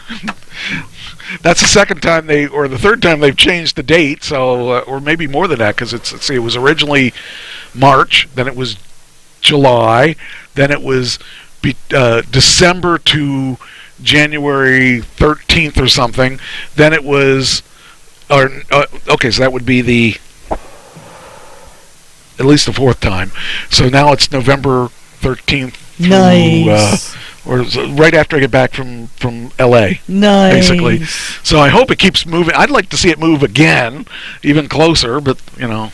Well, November's close enough. Not if you've been waiting for long enough. That's But true. then again, you know, I prefer it. With the way this year's been going, November will be here before you know it. Well, the way I look at it is I'm not really in a hurry for it to happen, because the longer it takes to happen, the newer the technology is for them to put it in. Because I know they're going to be putting the new batteries in some of the new ones that I'm looking at. So I'll be really happy if I get the newest equipment, the newest batteries and stuff. So you know, that being said, hope it gets. I mean, they should be putting the new battery packs anyway, but that I'll be getting 360 miles to the charge then. Nice. And that is more than 100 miles to charge, more than I get now.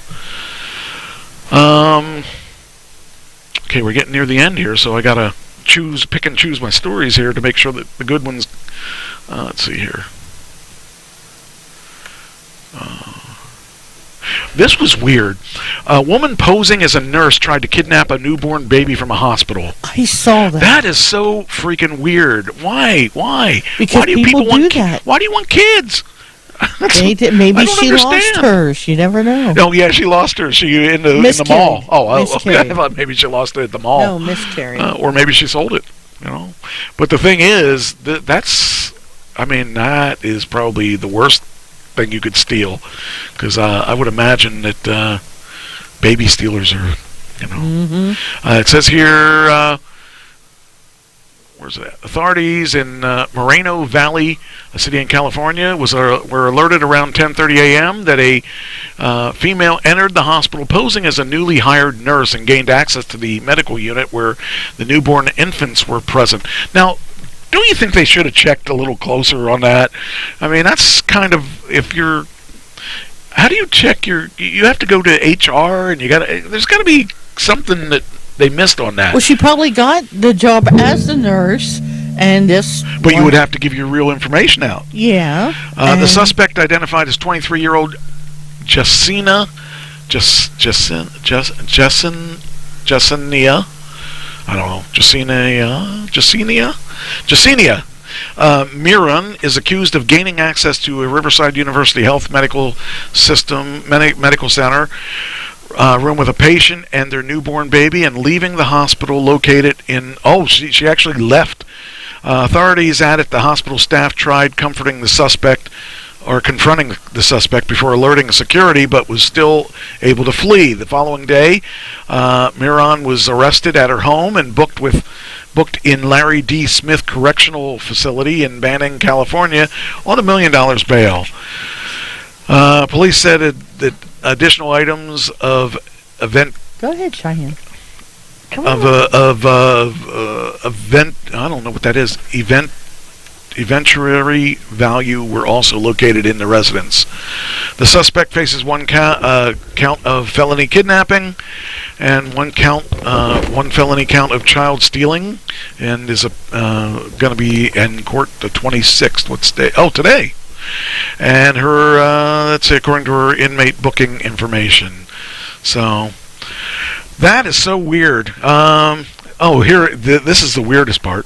Child stealing in California is defined as the intent to detain or conceal a child from a lawful custodian, and is punishable by a year in jail and $1,000 fine, or both. $1 fine? $1,000 fine for that? And a year in jail? Really? That's all they get for stealing a kid? Slap on the wrist. I'm really shocked about that. Kidnapping is, kidnapping in California is described as forcibly stealing, holding, or detaining a person, and is punishable up to 8 years in prison and a $10,000 fine. So 8 years in prison, that sounds a little closer to what it should have been. So, all right. So you tired of your job? No, I love my job. You love your job? Mm-hmm. As worker shortage continues, towns are paying you $10,000 or more to move to their town. Really? Yes. You can, looking for work, dreaming of a change of scenery, or for a work from home job, you can nab some executive style sign-up bonuses as long as you're willing to move. It depends on where they are. Well, that's the problem. They're not around here. And the other problem is that they're not things that we would be qualified for. They don't like acting. They don't have a talk show host. They don't have. Right, I was going to say acting, talk show host, and musician. It's kind of like exactly. They don't have that on their agenda, but they do have things like nurses. They do have things like medical skilled jobs. I have some medical. Yeah, but you have to be able to do medical jobs, not medical jobs. Says here, Indeed reported last summer that searches for hiring incentives had more than doubled. Jobs in some states, regions, and towns come with relocatable bonuses that reach $10,000 or more. So if you ever consider living in Tulsa or Topeka or northern Alabama, now's the perfect time to move. These workers are in demand. The shortage is all kinds of positions, from fast food workers to electricians, delivery drivers, police officers, 911 dispatchers. But new sign-on bonuses are bigger and more common in certain industries. For example, nurses, doctors, EMTs are still needed like never before. And it says, and about 1 in 5 healthcare workers considered leaving their jobs after COVID hit. Well, my friend Amy her mom lives in Alabama, so she went down to visit her mom. She ended up, I guess, moving down there, but she's still trying to get Hershey to make her job permanent, for her to be permanently remote. I don't know if she did that because I haven't talked to her lately.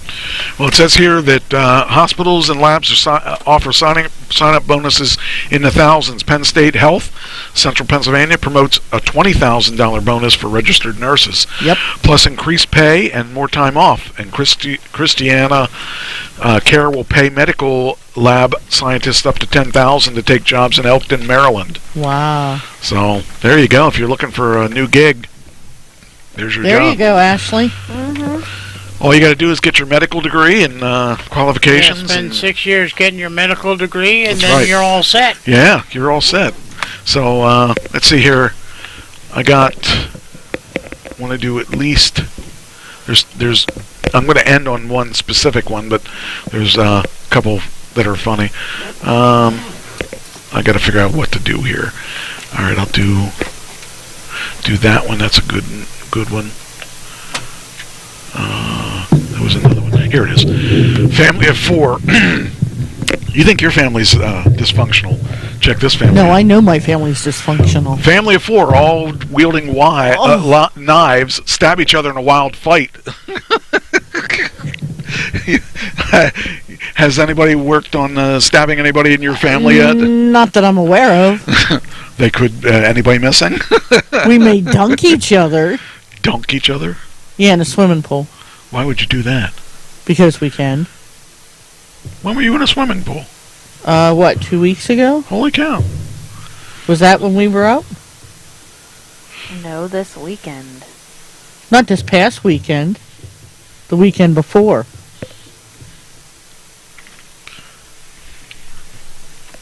Yeah, the weekend before. 4 family members, a mother, a father, a brother, and a sister, were all stabbed during a fight at their Texas home. Deputies say that they got a call around 10:50 on July 24th when a family disturbance at a home on Regional Park Drive, about 16 miles north of downtown Houston. The fight started about The fart's all right. between the two siblings, a brother and sister.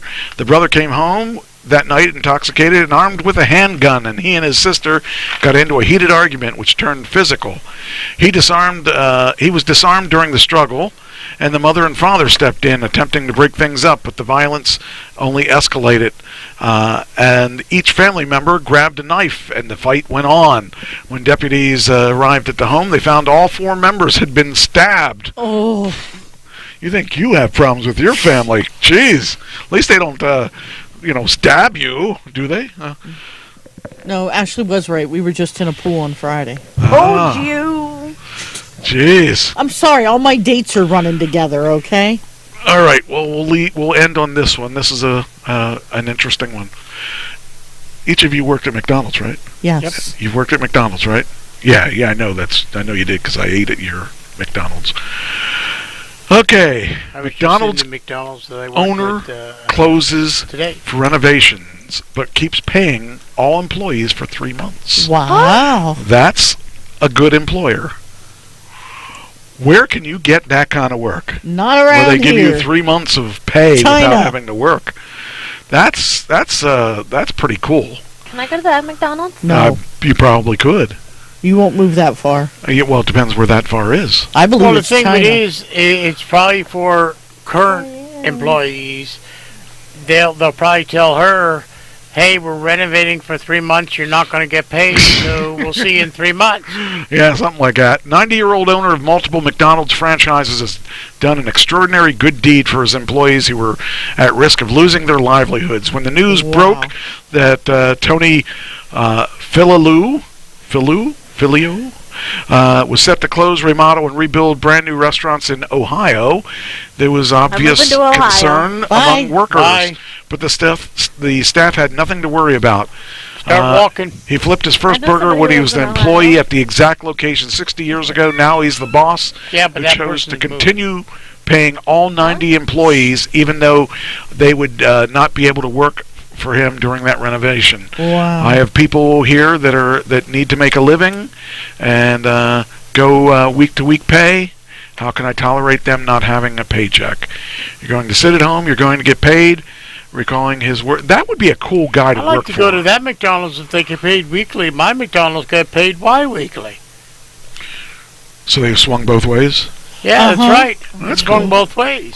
That's nice. Anyway, I just think that's kind of cool when you find a good, good That note, just shows good he news. cares. Yeah, and they make so much money at McDonald's.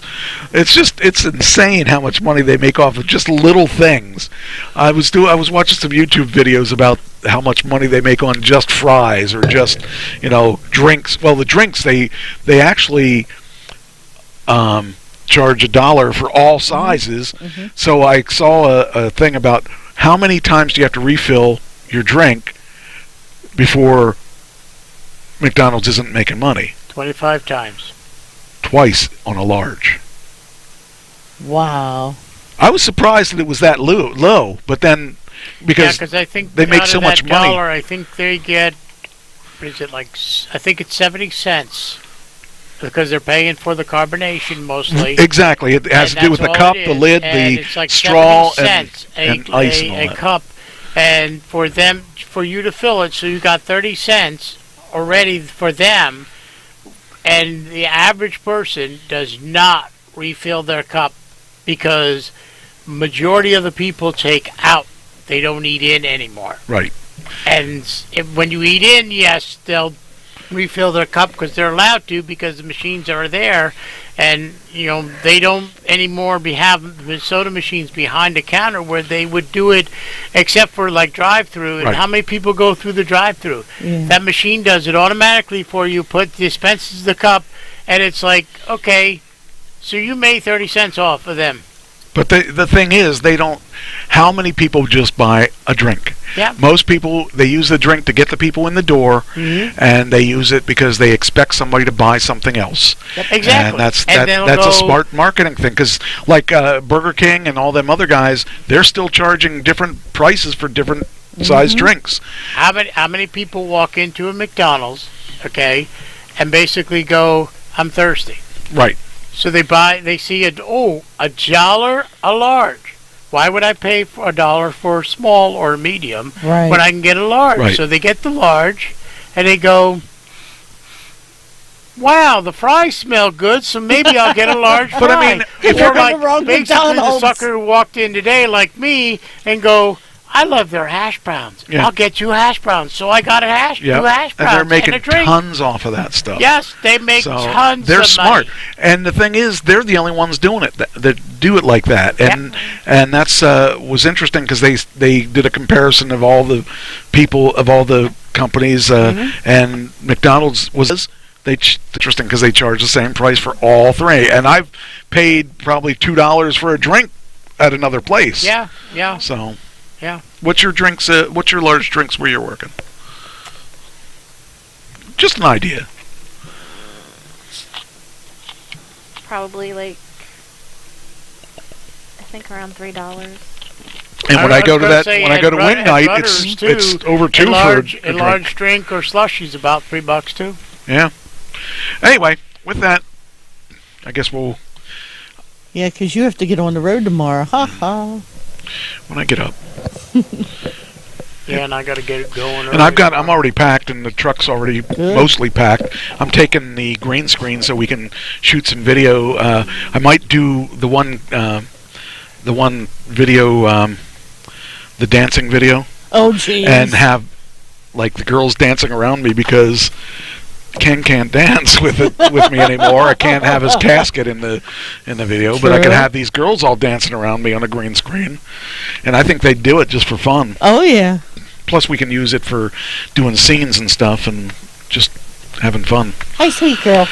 Anyway, I want to thank you guys for listening in, and we will see you next week. Yeah, we'll see you next week. We'll see you next week.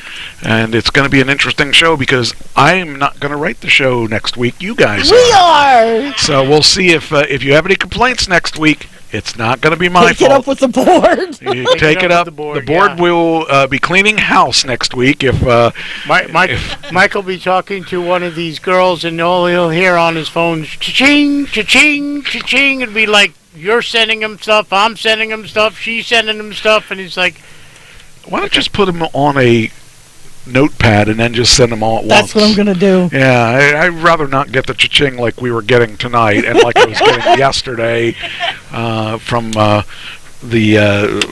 the stupid telegram thing when these guys were all getting ready to go. I got tons of these things, and I'm like, I don't care.